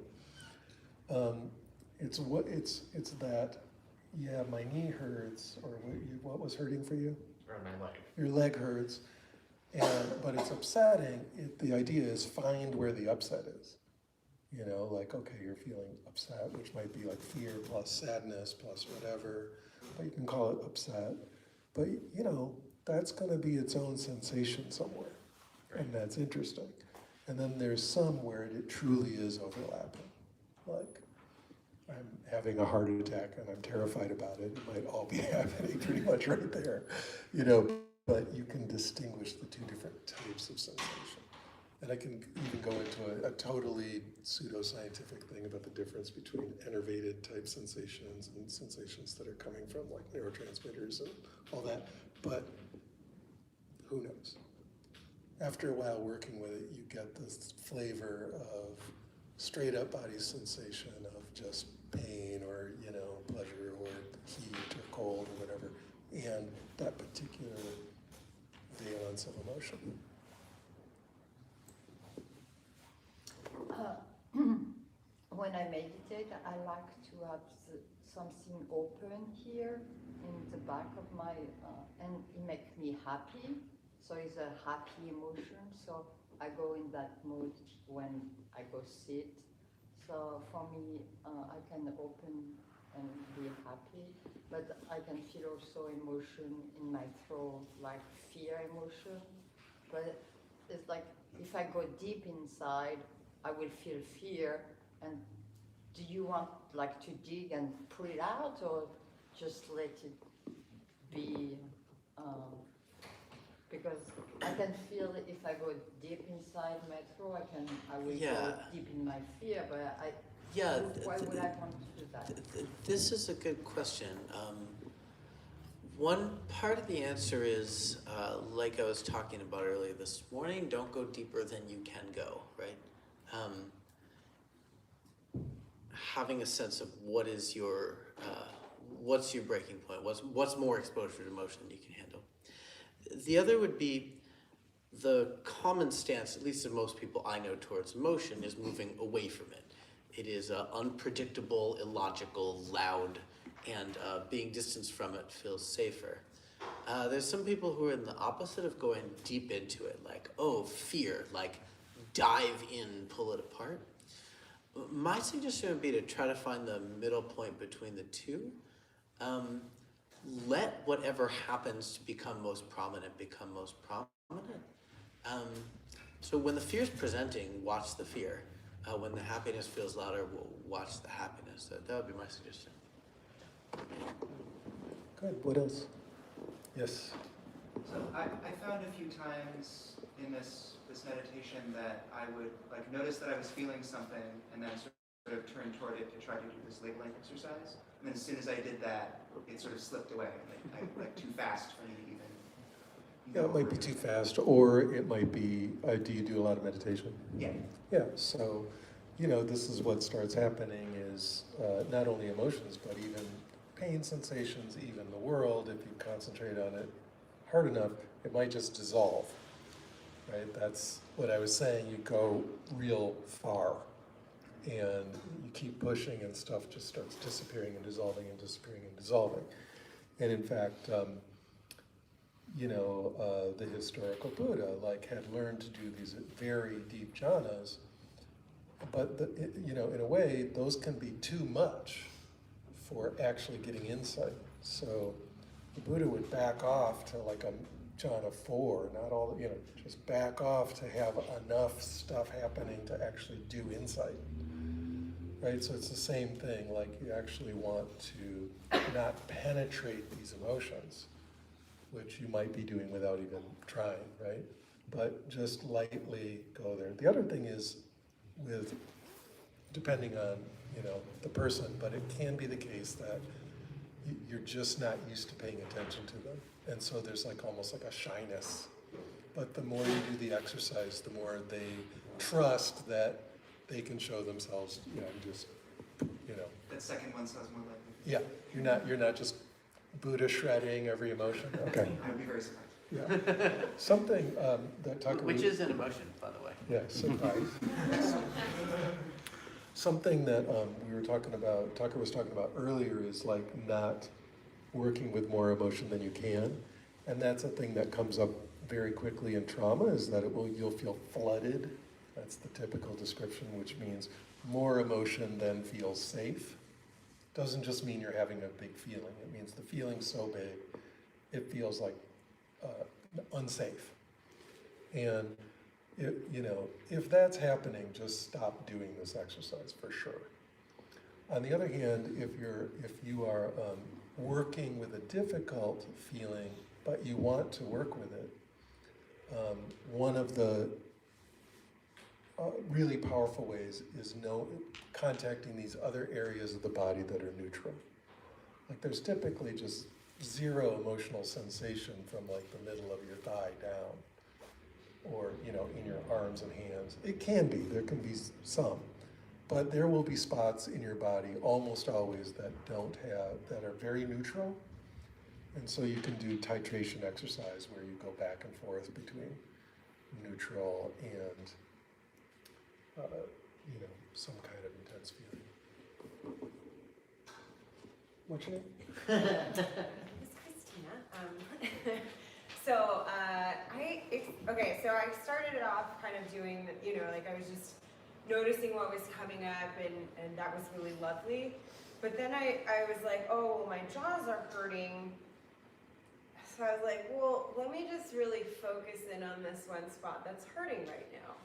And I started seeing the emotions coming from there. So instead of locating the emotion somewhere, the pain was emoting back at me in a way. So I don't know, it seems like it's kind of the opposite way of working. Yeah, so I never hear anybody talk about this. This is a very common side effect of meditation, that if you practice enough, your emotions start becoming physical first. This is in most ways good. The mind can easily delude you, right? To be angry and think you are not angry, that happens all the time. To have your jaw hurt and think your jaw doesn't hurt, that's a really high bar for delusion. I've met a few people who could do it. But So I would think of this as a positive sign, especially as you do either body scanning sorts of practices or emotion scanning sorts of practices. You should expect to feel body pain, clenching, or like blockages with negative emotion, and the opposite, body opening, relaxation with positive emotions. And that will let you know what you're feeling in a way that would be much harder to figure out without that happening. Yeah, and that's what I was noticing. I mean, like the emotions that were coming from the clenching were really like, you know, negative, quote unquote. And I was like noticing I was sitting with a lot of those negative emotions. I'm like, hold on, you know, and I kind of then like focused somewhere in here that was much more positive. You know, just as like a way, it's not like exactly like what you were saying, like that bias happens so quickly, like it's not all bad. Like, let's zoom out a little, you know? Yeah. Notice that painting back in the corner? Now look at her pants. What a coincidence. That's, we are married, by the way. So. I'm Suzanne. I noticed that was having, well, number one, things could cycle pretty quickly, but I noticed that there were very few single note emotions that I was experiencing. Everything was overlaid with something else, and while I was trying to avoid positive, negative labeling, there were some that traditionally I might label that way, looking at it now, that was from both sides, like a kind of a positive, like I was having hopeful anxiety. You know, it overlaid, a lot of things were overlaid and layered with other things. And so it created more of a chord than a note. And the more that I looked at certain things, I realized they weren't initially maybe what I thought they were, which was very interesting. They became even more nuanced as time kind of progressed. So it was a really interesting exercise. Have you been meditating for a while? For a while. Okay. Yeah, I would think of that as a pretty advanced way of seeing the emotion. That when I first started doing this, all I was getting were like primary color negative emotions, right? Angry, hateful, sad, like that. One day I labeled a negative emotion and then my body relaxed around it and I got really confused and was like, relaxation? And ever since then it has become a blend of positive and negative. What you'll notice if you keep going is the thing I was describing before, where what used to feel like 10 instances of sadness is 7 instances of sadness, and completely unrelated things are mixed in. Yeah, this is part of what's meant by, I was talking at the very beginning about subtle impermanence. The idea that if you look closely enough at anything, it's just process, it's just pattern, it's not a thing. So I would think of this as a high degree of emotional awareness, to be able to see that. The other two thoughts at once, I'll have to pick one. Okay, the other thing that happened when I started doing this meditation for a while is instead of like primary color all negative, then it was primary color mix of negative and positive. It started being these Tucker specific blends of primary colors, you know? 3 emotions going together that I feel a lot and that I think most people probably don't feel the same blend in that way. That was one thing I was thinking of saying at the same time. The other thing was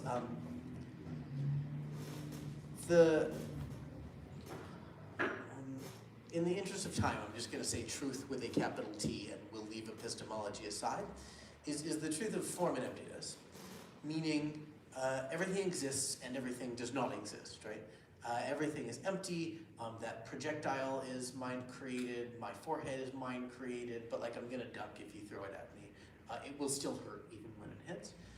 This realization that nothing could exist, Tucker is a logical impossibility, and yet like here he is, right? If you push the gas pedal in traffic, the results can be predicted 1 trillion times to be identical, despite both cars being empty. And so what I think you're seeing here is, on one hand, emptiness. What used to feel like anxiety is actually a whole bunch of different things that I was incorrectly gluing together. If you're into the 12 links of dependent origination formulation, This is agglomeration, sankhara, bundling together of things that are truly separate. That's the emptiness component. The flip side is, if 7 out of 10 of those instances are anxious, the statement, I feel anxious right now, is still correct, and that spiritual bypassing comes from losing form by looking at emptiness to be like, I have no idea what I'm feeling. Like, feelings aren't even things. Feelings are for people who don't understand emptiness. And that's exactly what we're trying to not do in this meditation, right? Like, even though you can notice that impermanence or notice the complexity or whatever, the point of doing this particular one this way is to let it be real and just feel it. So let's do this some more, and then we're going to go to lunch, and then we'll have all afternoon to keep working.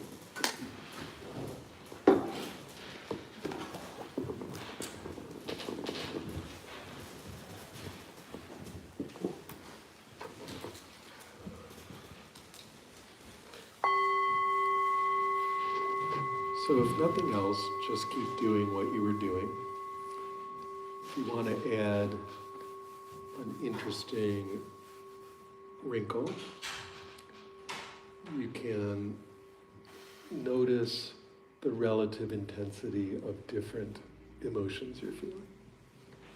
So if it's the case that you're feeling more than one, is one of them stronger than another, bigger, more obvious, and the other one's kind of like near it, around it, quieter, hidden. So if there's a chord rather than a note, really try to notice the qualities of the different notes in that chord separately. Each has its own note.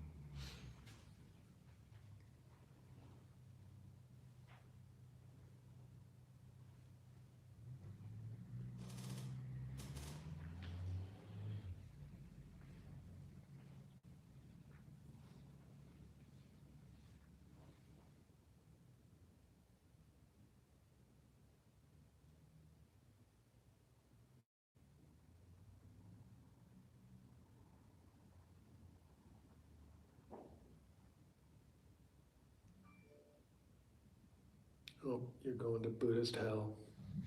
Didn't turn off your phone. Fear.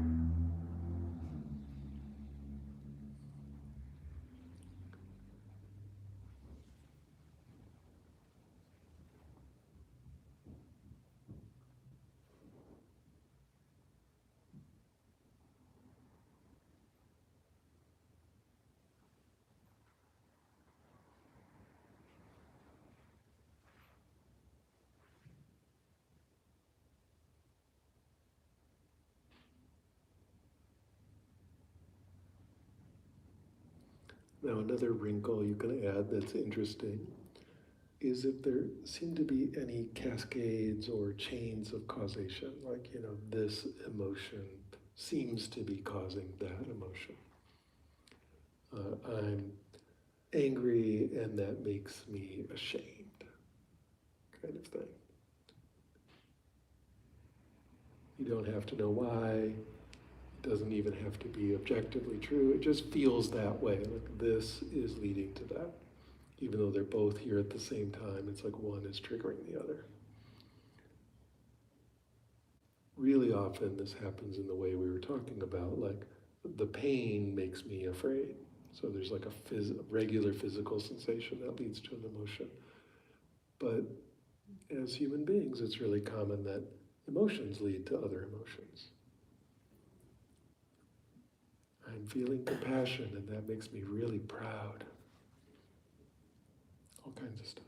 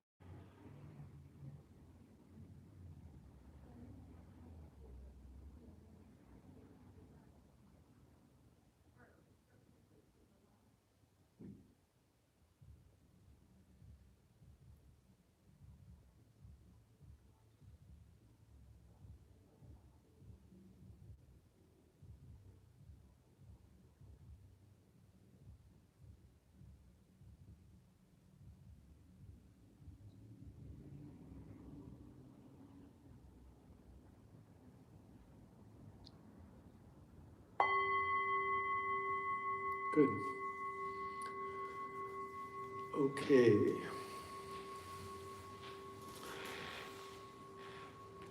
That is the end of part 1.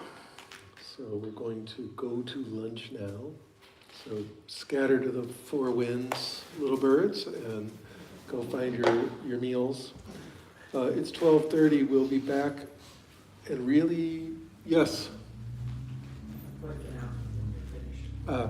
We'll be back at 1:45. So you have 75 full, fat, juicy minutes. But be back here really at 1:45 because we're really going to hit this bell. We're not going to wait around. Okay? Thank you everyone for coming. You come back a little earlier to get your seats. We can settle up here with donations if possible. Thank you.